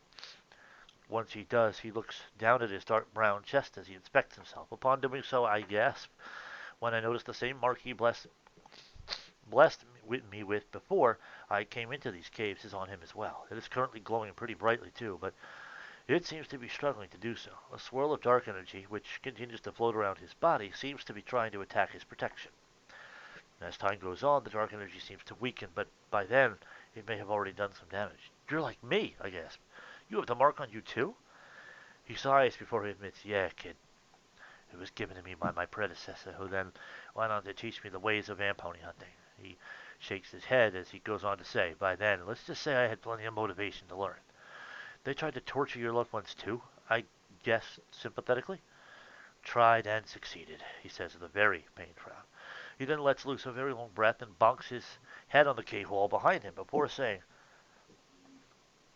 "So is he sat against the wall, or?" He's laying against the wall, yeah. Oh, okay. Cave wall. Gotcha. It did Cool. say that earlier. It did. Okay. Pony feathers. Sweet Celestia, what was I thinking? I should have known to go after the leader first. Shame on me. Yes, shame on you, dumbass. He gives a long, ashamed, and frustrated growl. Meanwhile, I just wordlessly remain beside him, uncertain of what to say in this situation. Already I have so much to mentally and emotionally process that I feel overwhelmed. "Actually, I know what I was thinking," he recalls. "I was waiting for the leader to weaken more before focusing on her. Doing it too soon might have been a waste of energy, and my concentration was already strained by that Strange. point. In the meantime, I was focusing on her lackey, so she'd have less to fall back upon. Even if something like this," he nods to the statue, "happens. Still, though, with the presence of the statue also being caught within the mirror prison, I should have kept in mind that it always remained an option for her. He shakes his head. I almost said shapes. He shakes his head. All of those years of stored dark energy sitting right there, ready for her to take advantage of it. He sighs again before looking at me and says, let that be a lesson for you too, lass. Oh, that's right. Scottish kind of thing, right? Let that be a lesson for you too, lass. No matter what profession you pursue and how long you've been at it, there's always room to grow. And there's always room to make mistakes. Being ultimately means remembering more of that. Why did she not do this sooner then? I queried. Why wait this long? She just stood there while you picked off members of her brood one by one, and then she finished off those that weren't done yet. One would think she'd resort to this sooner if she knew she had access to it all along. She was saving that energy for something else, he answers me. And she didn't store enough energy for that purpose yet. He nods to the statue again. That energy was being accumulated for the express purpose of restoring Nightmare Moon herself. I widened my eyes in shock as I asked in horror. They were planning on using that stored energy on Princess Luna to turn her back into Nightmare Moon? Probably, he says as he floats out his bubble pipe. I still always question the use of a bubble pipe. It's a mature fic. Go for the nicotine. Anyway, or the tobacco. Using his hooves, he also pours more soap into the pipe before putting the bottle back under his coat and floating his pipe to his lips. He proceeds to blow some bubbles from the pipe for a few seconds, which visibly seems to calm his nerves. No doubt that this is some sort of ritual for him to relieve some stress. If she knew that they didn't have enough energy stored there for the purpose he intended it for, what would she accomplish by using it now? I question him. Desperate blackguards are pushed to use desperate measures, he answers. By using and absorbing the stored energy now before it was fully ready, she is basically abandoning, or better to say, postponing, its original purpose. He gives me a firm and grim look, or perhaps I should say that her plan has taken on another course. By absorbing that energy herself, she is now the new target of the spell instead of Luna. Which means, I ask nervously, we're about to face an imperfect copy of Nightmare Moon. He tells me in a tone of exhaustion, or, more to the point, you will face that. I have to retreat right now. My eyes really explode widely as I ask, excuse me? It has taken most of my magical strength to resist the cursed energy bolt that struck me earlier. He informs me, if I remain, I would be a liability to you anyway. Then where are you going to go? I ask him in concern. To holy ground, he answers me. From there I can recharge myself faster and recover from the damage already inflicted at the same time. I shrug as I say with acceptance. That sounds efficient. But in the meantime, what am I supposed to do about her? Stall her, he answers, and survive. Wait for me to return and back you up. When I do, I'll make sure to be more prepared. Also remember that, wherever you lure her, make sure it is free from any other innocent targets. The canyons above should suffice for that. I nod as I say, uh-huh. And take this, he replies as he fishes something else out of his inner coat pocket. What he gives me appears to be a potion vial. When I look at it, at first I think it is Zap Apple Jam. When I notice it is too bright for that, Zap But Apple. then I noticed it. I know I got that, but I guess I read it wrong. But I got that. But Zap Apple Jam isn't bright. But then I noticed. I think it's not. It's just rainbow color, but it doesn't glow in the dark. Okay, but then I notice it is too bright for that. The rainbow colors in the vial also swirl somewhat, even if I keep the vial perfectly still. What is this? I check with him. It's a lava lamp, dumbass. Oh, wait, no. Pure rainbows from Cloudsdale, he answers, then shrugs. Or maybe from Winsome Falls. But the exact location is beside the point. You have a potion you don't know the origins of? What is important for you to understand is that this is basically concentrated light magic. It might as well be dewdrops from the Tree of Harmony itself. If substances like this manage to hit her, she'll react as if it's made of acid. When I hear that, I privately berate myself for not recognizing this. I don't know. You weren't ever really invested in weather magic. I should have known this is the pure essence of rainbow. I spent quite a bit of time in Cloudsdale. Shame on me. However, what I didn't know is that it could be used as a weapon against vampires. After all, I didn't know that these are concentrated essences of pure light magic. Come to think of it, does that, in any way, explain why it's so spicy? And how do you know that? That didn't happen around you. That was Pinkie Pie on the main Oh, six. she could have done it too. Around the main six and some. But she's not so random or chaotic as Pinkie Pie. That she would just decide suddenly to drink from the freaking rainbow fountain. Yeah, but she's daring and isn't and impulsive. Someone could have dared her into it. As a suppose so. He firmly applies a hoop on me to lure back my attention. Once he has it, he tells me, all I want you to do is stall until I get her back. But while I'm gone, you need to Until know. I get back. Isn't that what I said? Yeah, until her get back or something like that is what you said? I said her until I get back. While I'm gone, you need to know that your greatest weapon against a being like me, or a being like this, is light magic. Things like that don't just come in potion vials, it's also here. He presses a hope to my heart. I glance down at his hoof for a second before looking back at him. When I do, he goes on to say, your transformation into a mountain pony was never complete. It's also been suspended thanks to the mark I gave you. But you drew upon that magic earlier anyway, against those other mares. I do understand that you were desperate at the time, and for what it's worth, it did work. But ultimately, it cannot be your primary weapon against a fiend like this. If you dare to use dark magic against her, you're only feeding her more of what she needs to thrive. Pain, fear, anger, all of it. Any magic fueled by negative emotions produces dark magic. Such a thing is a snack to the likes of her. Keep that in mind. Then, she really didn't have to cause any pain. I nod as I gain a distant and thoughtful look. Inwardly, I'm also struggling against a sense of panic. To use light magic, you must focus on those you love, he informs me. Whoever they are, whatever they are. It does not matter as long as you have warm feelings for the subject. Keep that in your heart and draw it close to you. If you do this, you may yet find the strength necessary to face a demon like this. Anything else I should know about her? I check with him. Some physiological or psychological advantage I can exploit? Physiologically, she's still a vamp pony, unlike Luna. He tells me that means she has all the strengths and weaknesses of such. Keep both of those points in mind. As for psychological, know that you'll be facing an aspect of Nightmare now. Not Luna or Demise. As for Nightmare, she is the supreme narcissist and megalomaniac. You might get an advantage if you stroke or taunt her ego, but keep in mind that that might only be reliable once, because she's also not a stupid mare. As soon as she catches on to your tricks, she'll work to circumvent it. Nightmare Moon also frequently and deeply underestimates her opponent, but there tends to be an obvious reason for that. With her, you'll be facing off against a great deal of power. As you do, try your best not to feel intimidated. This one feeds off of fear like it's a delicious snack. That's partly why she is called Nightmare Moon. So, face off against overwhelming evil and power, and not be scared at the same time? Something tells me this is going to be a very long nightmare night. I groan wearily. Very rarely shown fear before lately. Courage as the defense against fear, he informs me in a very serious tone. And love is the fuel for courage. Constantly remind yourself precisely why it is important for you to remain strong as you face her. While you do that, know that time is secretly on your side. If not for me, then at least due to the soon rising sun. Right, I acknowledge as I swallow my fears and gaze at the Nightmare Moon statue. By then, I notice a great deal of the energy that was swirling around that area earlier has since consolidated into a tighter, mostly pitch black ball of energy with small swirls of crackling red energy within it.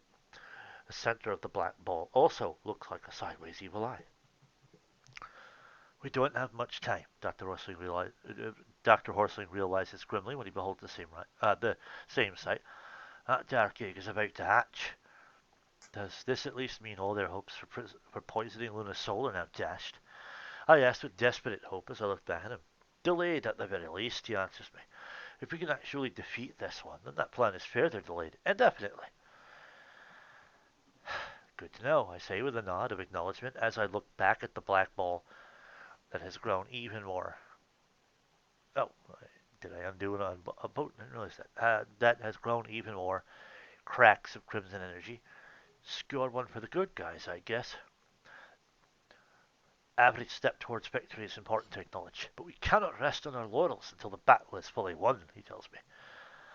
That was Chapter 9, The Shadow Bolts of The Lost Girls. It was written by Quill Scroll, who I have here with me. So, anyway, Mm-hmm. you were going to say something? Well, it's as we established earlier. This is the longest chapter of the story. From now on, it steadily gets smaller and smaller. Yeah. Any predictions about the next chapter? It might be pretty obvious. Uh, we may see the defeat of Nightmare Demise. Uh, Mm-hmm. we may see some manifested fears that Lightning Dust has to contend with, kind of thing. Yeah. I'm not sure. And well, you could see the advantage of Nightmare Demise attempting to provoke that fear. Yeah, oh, for her, yeah, certainly. I just, as I said, the whole thing is why she even panicked, why she was begging or pleading in the first place. If she always had that option and was quite capable of utilizing it, what was her point in blindly, well, not As blindly, Force Thing panicking? stated, she was trying not to use that magic because that means abandoning their plans to put it on Luna. Said that he himself And it might also be not enough. declared it delaying rather than abandoning. But okay, Yeah. but quite a story so far. I Oh, do thank you. enjoy it, but I do feel that you do a lot of telling more than showing. And for me, I felt like as a reader, my hands were being held in a lot of parts of the narrative, and I think it's very valuable that you learn to trust your audience to understand what you're going for. There are certainly certain times when explanations are certainly just fine, but if it's constantly there, it's to me detrimental to the writing and especially to reading it. But I otherwise, think I've explained this before in one of your previous recordings that just in case there are others who do get lost, that would reinforce the point. But where I tend to find flaws in the story more is unnecessary repeating. I have tried to find them. It's like, well, you just said that, so I can just delete this second part of the sentence. I don't want to bash that in over and over again on the heads of the readers. yes, I repetitive. do have because sometimes I forget I already stated something, and even in mid sentence, so that only when I'm future like second drafts going through it again, I'm like, wait a second, I'm just repeating this, so I'll delete that part. Yeah, well, yeah, repetition can be harmful too. But as I said, that hand-holding thing, it's actually a really good way to alienate, I think, your readers. Hmm. Um, it's just if you have more faith, if you show more trust in your readers to understand what you're saying, or in yourself to have furnished a good enough description to have gotten that message across. I do get your point too. I mean, I'm looking at other shows like say Gravity Falls, because I've more heard of rather than saw. Some of the value in it is having hidden things in the background or not making everything clear so that it provokes a sense of mystery. Yeah, That is can be a powerful draw to like someone didn't get everything the first time. Something's hinted at, something's foreshadowed, sure. but it's not completely explained so that theory crafting is all over the place. And I'm seeing that in some of the most successful mediums out there Right, but TV when shows, perhaps the reverse point you're saying is everything's dumbed down and very clearly explained so that like we don't have to think about it. um, I kind of think that's basically what you're saying. yeah, and a lot of people actually like to think. Okay. For them, it's the investment in spotting the references. And when I was doing the reaction video for Here I Am, your story, your first person narrative about Cozy Glow, as told from her spot inside of her concrete prison, that statue from the end of the show, uh, you didn't go on to actually explain any of the Easter egg things you dropped in there. So, like referencing Navi from Ocarina of Time, for example, wasn't outright explained. Nobody was told that that's what you were doing. So, for me, part of the fun was that I got what you meant. I got that reference. Uh, so or that's can't fun. take the sky away from me, but then you would have to have seen a specific show or some reference about it. Right. Well, uh, that's the point. It offers somebody something in ways that they can relate, that they connect. Like, oh, hey, I've seen that too. I'm glad you appreciated that show, that story, that comic, that whatever. But Putting your advice into practice would take some effort to kind of catch myself. Oh, maybe I'm being too clear here. So yeah, I'll keep what you said in mind for future works, but ultimately it can take practice because sometimes it might occur when I thought maybe realizing it right, consciously. because the other uh, cost of writing in the way that's basically like hand holding is that it feels more and more like a children's book. Hmm.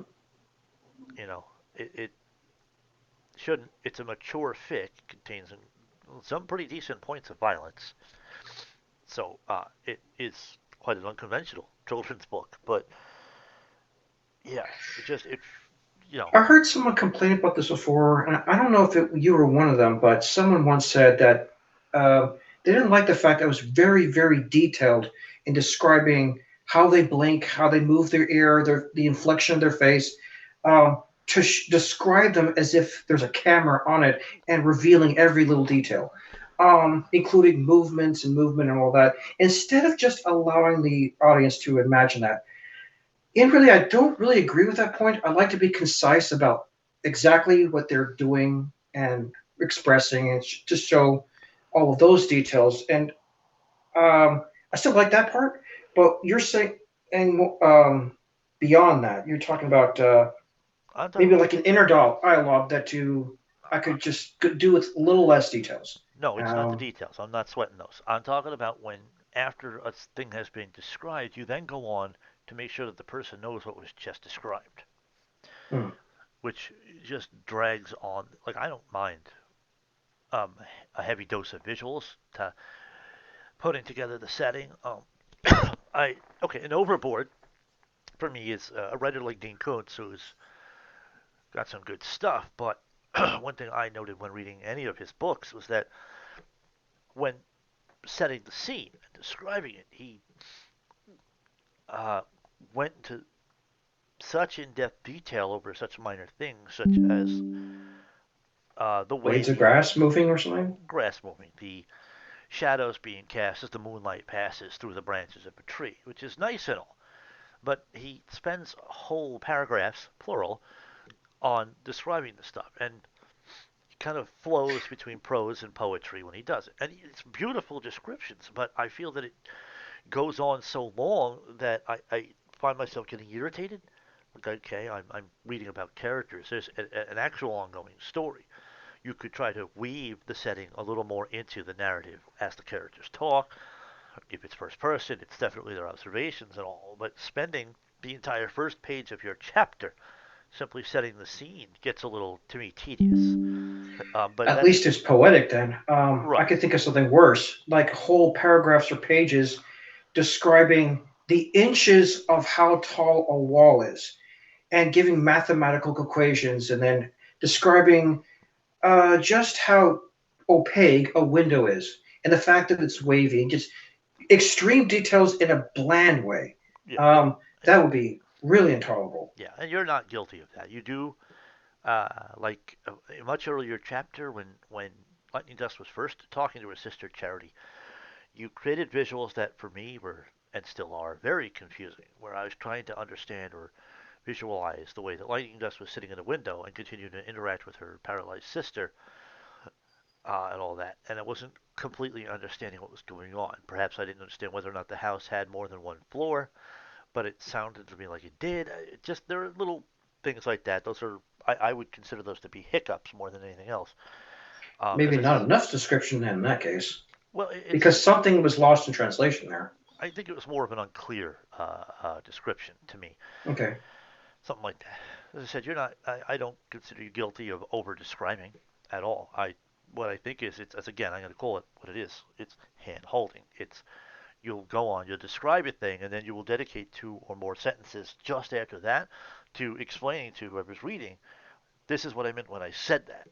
Like, but let your reader just imagine that. One thing I was thinking about along my way back from Taco Bell, and this is not the first time I realized this, because I was also thinking about this when it comes to writing future chapters. I realized that a lot of my strengths, or at least a lot of practice for my story, revolve around character dialogue, even if it's at least inner dialogue. Where I start to have less practice is directly in the actions, when no one's talking to each other. They're just moving and doing things. Yeah, There's a lot more of this in this chapter than in comparison to most of the rest of the story, where there's fighting, there's action and movement, and much less talking. yeah. I I've actually had much significantly less practice of that over the years. okay. So I have to ask, in this chapter, when it did emphasize the action, how did you feel about that? Could you picture it clearly enough about what the characters were doing and maybe why they were doing it? Yeah, for the most part, that was fine. Okay. What it lacked for me was catharsis. It's it's not the final chapter or anything like that, but as a fight scene with Demise, it just and it's probably not supposed to. Maybe the next chapter will have that catharsis that I'm looking for in terms of, oh, this is the person that I have decided is the bad guy, and now I want to see them get their comeuppance. Yeah, the story's not done, that's sure for sure. Right. So There's definitely some loose ends to tie, and the villain thinks that way too. right. So there's that I have to get through the that part. That's fine. Well, would you say then you partially got some of your Catholicism in this chapter? Not Catholicism, catharsis. Okay. Question still stands. Those are Rephrase it to the correct way. Well, yeah, because those are very different things. One's a religion, and one is just the sense of relief. Um, no, what I say, I got no. As I said, a lack of catharsis. But the action was good. It Okay. could have ended up more violent. It could have been more. There were times where I didn't feel like there was any stakes. I didn't really have a good impression of the level of damage that the Vamponies were taking, either from being exposed to that magical sunlight artifact or from the fight itself, except for the point where she smeared that pony's head to disintegrated status and then surfed their bloody body into their friends. Now that is something you don't see in the show, do you? Well, no. It's among the details that I think do warrant the M rating. In Oh, fact, I yeah. kind of think that's too heavy for T, Oh, no, and no. most certainly for E. You're right about it. No, I'm saying the M rating is warranted. I'm not saying it's not. I'm saying that you are not making the full use of it. You've got this Mm. guy smoking a bubble pipe. You've got Lightning Dust saying "darn." Uh, Just I kind of thought the contrast is interesting. I'm trying to hold the show canon because they use bubble pipes in the show, and they never use smoke. not So I they, figured it doesn't exist. This not is their version of a smoke pipe. not they. It's Pinky. curiously innocent, but at the same time, occasionally it jumps to violence like this. So there's a huge swing across the story. I But know. just because it gets hyper violent at least once, that alone it warrants the M rating, even if the rest of the story is innocent. I I'm not arguing about the warranting of the M warning. Yeah. I've said that already. That's not the Yeah. point. The point is that it's tonally so friggin' dissonant. It's difficult to get into.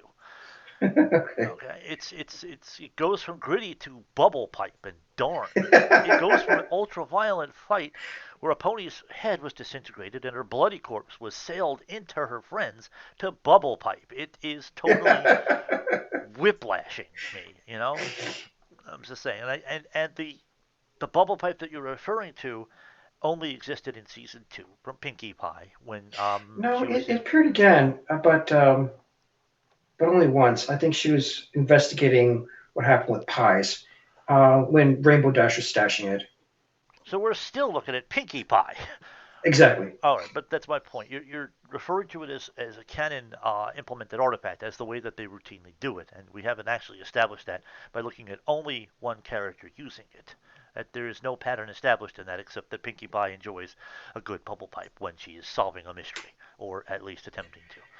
I'm just going with the idea that it's the only thing that exists in that world. Instead of, in fact, the regular smoke pipe does exist, but it was never on camera because Hasbro and their standards for little kids. It's either Hasbro or Hub or Discovery Kids later on when Yeah, they were running it.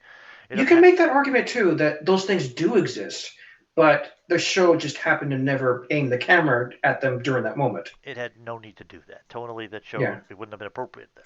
This is a Hmm. mature fic. My point, as I said, it's tonally dissonant. It's all over the place. It's Okay. whiplash to go from a violent fight to a dude smoking a bubble pipe. He was gritty enough, and at least his language was coarse. But like, there's just things that to me feel like you're not fully invested in the rating, and you are, as again, trying. It feels like you are at points writing a children's novel or even a children's picture book with the way that, as I said, there's the hand holding into the descriptions. Okay. But otherwise, good story, worth a read. And It's there certainly are other stories that just did everything they could to totally justify the M rating, sometimes they maybe went even over. to the point occasionally beyond believability. That's true, and sometimes they went overboard. There's certainly stories that go way too hard on that stuff too. There is a balance, and I'm not. It's not a particularly bad, shaky balance. It's not like you have to very carefully straddle the line, but you're figuring out where. An effort to hold that balance can help. It can, and you've You got got to keep the source material in mind too. right. And Eventually, you stray beyond believability. well, see, here's the thing. For me, there's so many dark fics out there. Like if you go with okay, Jade Ring has written had written a series prompted by a fic called Dear Sweetie Belle. That is the continuity on which all the rest of those fics are centered around it. It is very dark, very unsettling. It includes all kinds of extremely mature themes. To the point of we've got a late teen Scootaloo who has done everything she can to earn her cutie mark, including stuff in bed, and just hasn't gotten it. So we're not looking at a group of cutie mark crusaders that got all their cutie marks at the same time with a similar or matching pattern. We're talking about different times in their lives, different stages they got it. But we're talking about It's no kind of funny cat. to think about. Like it's school thinking whimsically, I haven't tried slavery today. Okay, I don't know how I haven't whimsical. tried sex rock and roll. There is no whimsical in this story set. Believe me, it's a very dark and Mm, depressing. The whole point of that story is it starts out with Rarity writing a letter to Sweetie Belle in order to admit to her that she is in fact her mother and mm, not her sister, um, and that this her own parents had helped her with that cover up because she was at that point just far too young to have had a fall, and it would have been in some way too what's the word I'm looking for scandalous or whatever, and it just takes off from there. So then we've got uh, the next letter is from Applejack to Apple Bloom. The story is titled Dear Apple Bloom, and it's Applejack telling Apple Bloom the story of how her parents died, how their parents died, the truth about all that. mm. And then the last of the trilogy of letter, no, there's a fourth letter, but the last of the trilogy of the Cutie Mark Crusaders letters is to Scootaloo. And that's Rainbow Dash writing to Scootaloo to say she is 99% sure that they are biologically related, as in sisters. Because this is the Scoot abused Scootaloo, the one who is almost always an orphan in stories, and who had a very difficult, if not upbringing, then survival arc in her younger years. And this is a good and dark story without ever going so far over the board as to be like torture porn. It isn't on the level of Mm. a story like Cupcakes. Yeah, I've certainly seen theory crafting like that before. So far, it's within the realm of potential believability. It doesn't have to leave the realm of just because it got violent and mature themed and it exposed the characters to more traumatic and difficult circumstances doesn't mean that it had ever left the realm of possibility. Because for Mm, me, what makes it believable is how the characters themselves are handling it. Actually, on that note, I hmm did want to address something you had said earlier about having a pretty strong grasp of dialogue. I mean, overall, the flow of it is fine. What I notice about you at least is and I know I don't do it very well myself when I write, but you do not tend to capture the characters' voices all that well. Um, Okay. what I mean by that is that I look at a character like Lightning Dust, and I don't for a moment think that she has a vocabulary so extensive that includes metaphysical terms or such a grasp of such things. Uh, I have trouble picturing her using those kind of words. So this narrative is first person, which means it is entirely in her voice. hmm So that sort of disconnects me from Lightning Dust as I'm reading. That's not going to be true of everybody, but it is just something to consider when writing. It's difficult to do, and it is even harder when you're trying to do like a child character's voice. Um, Oh yeah, actually, I've had that complaint before. Or this sounds too sophisticated for a kid. Um, yeah, it can be difficult to get that. Well, what I'll do is I'll write out the sophisticated thought first. This way, I just have the words that you the can have the mess. opposite problem too. A character who should be smart sounds stupid. If I can continue, Go ahead. you can write out the complicated thought, the full sentences you intend the message to be, and then try to rewrite it with dumber or less mature words, the vocabulary of somebody younger with less worldly experience. That's Yeah, one thing that I tend to do is I will write out first and foremost the dialogue as it flows in my head, and then I got to look at the characters who am I expecting people to believe are saying it, and I'll try to rewrite it to go with that. Uh, there's what was there was one other thing I was going to discuss. I have a question for you, real Sure. quick. Um, is this still being recorded right now? Yes, it is. Okay. Um,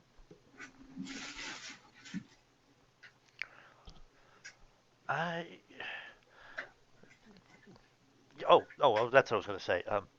In terms of character voice, there are two really good authors who capture character voices really well. And of the two, my favorite is one called Cloudy Skies, who has written several. They're all shipwrecks, basically, one Okay. form or another, with one rare exception, really, which is I think it's called uh, Well Grounded, which is a story just about Apple Bloom feeling self-conscious about being an Earth pony or whatever, and it's still done really well. But what Cloudy Skies does is captures the voice, which means for the tone of, say, there's a trilogy of stories called, well, I call them the Where trilogy, because it starts off with Where Earth Meets Sky, which is in a Flutterjack ship fic, and I love the Flutterjack ship. That transitions into its second fic, which is called uh, Slaughter Jack Dash? no, no, Okay. You no. see if I had to ask. Oh my God. Yes, thank you. No, it's called Sorry. oh, hold on. Let me get. You know what? I have the thing right in front of me. Let me just. Yeah, this is being recorded too. Yeah, why not? Yeah, go ahead. Which will illustrate your point to anyone who's still watching. This is Cloudy Skies, the author that I so admired. Wish I could write like. But anyway, uh, It can help to read them and borrow some ideas for language style, I read mood. just about Yeah, all of their stuff. So, where your heart is. in doing That's so, it probably helped your craft at least a little bit. yeah. Where your heart is. That's the story I was about to refer to. It is the second in the trilogy, and it shifts focus from Applejack and Fluttershy to Rainbow Dash and Pinkie Pie as Rainbow Dash moves into Pinkie Pie. Well, no, she's not moving into Pinkie Pie's apartment. She is injured and has to stay there in order to be taken care of. Um, and she's fostering some confusing feelings for Pinkie Pie. It seems like at this point she's never even considered her sexuality at this point. She's never had romantic interest. And now she has no idea how to process it You or still to. talking about Rainbow Dash in that case? Yes, Okay. but it's another mare. The cool thing about this is that this story is written in the third person. What's that term? Divine, something like that. It's the third person where the third person actually understands everything that's going on inside of the other character's head. It is written that way for both Rainbow Dash and for Pinkie Pie when it's her turn to take center stage because she's got to find So it's kind of like I'm a third person that's invisible in the room, and I have telepathic powers. something like that. Okay. So there's a point where she has to Rainbow Dash, instead of dealing with her feelings, she runs away from from them completely, leaving Ponyville behind, leaving her own mother behind. Incidentally, in this story, her mother is a single mare or a widower, perhaps, um, and a little grittier and actually a stunt flyer in her own right. But anyway, when we get to the point of the narrative where we're in Pinkie's more or less in her head, he does a fantastic job of illustrating her voice and doing the narrative in a way. I'm sorry, they. I don't know the proper pronouns, so I'm just going to go with they. Uh, like Pinkie is in a hot air balloon, in Twilight's hot air balloon specifically, flying up towards Cloudsdale. And at first, there is this dialogue between her and Mr. Burner that gradually shifts into her using her own made up voice that's a little more gravelly for Mr. Burner. And then we realize that the initial points of the dialogue were her imagining that dialogue as if Mr. Burner was quite real.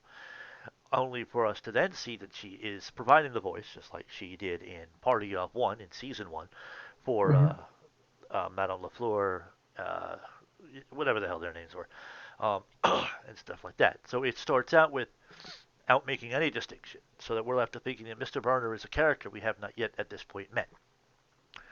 To us actually seeing that she is making the voice for Mr. Burner and pretending that Mr. Burner is sentient. Then, hopping out of the hot air balloon as Pinkie does, to just kind of go hurtling down towards Cloudsdale, forgetting that without weather magic, she will not actually be able to be persistent, whatever. And the voice is captured beautifully for both Pinkie Pie and her absolutely chaotic nature, and then for Rainbow Dash and her emotionally less mature and not as intellectual nature. Like there's no $50 words when Rainbow Dash is the one being focused on. There's none of that going on. We are instead looking at characters that are just they're vibing as themselves. It connects so well for me that it was a story that was one of those unputdownable, as Rainbow Dash would say, as well as the follow-up. But a lot of Cloudy Sky stories have this effect. This is the first one that I ever read. It's called Within and Without, and it's got to be like the third edition of it. And the first time I read it, it was a link off of Equestria Daily. It had just been featured on Equestria Daily.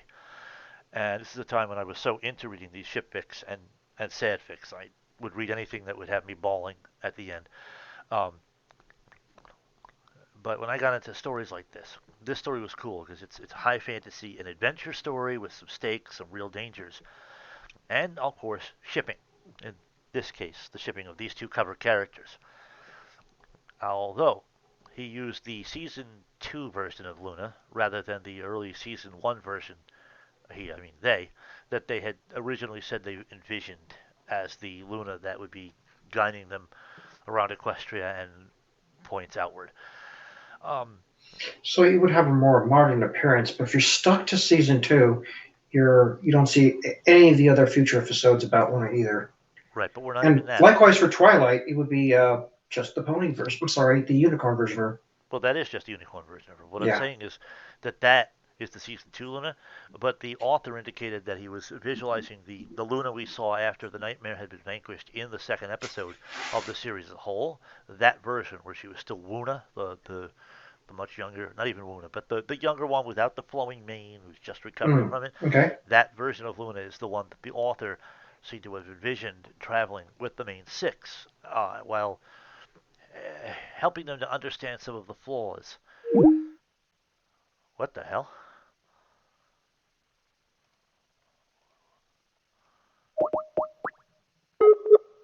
The call just got dropped. Hello? Hello. Yeah, okay, there you are. That was weird. The call got dropped.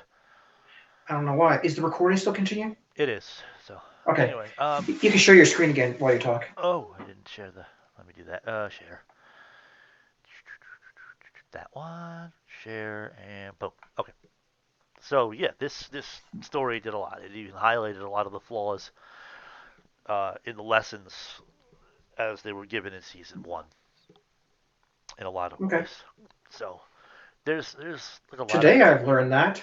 of something like that. But what I'm saying is this author does an exceptional job of writing the voice, of setting up scenes in ways that aren't overdone, that don't detract too much from the rest of the narrative. Like I was saying with Dean Koontz, at least when he'd set up the scene, when he'd set up, it would take so long to do that I'd get bored. I'd be getting bored. I'd be like, come on, can we get on with the characters and their interactions? Can we get on with the compelling part of the story that you're telling right now? You know, Huh. but I'm calling similar events in the past for me where there might be too much description and the story's engaging. It's very interesting, except for certain parts that might be tiring. I remember skipping paragraphs. I'm like, okay, I kind of get the idea.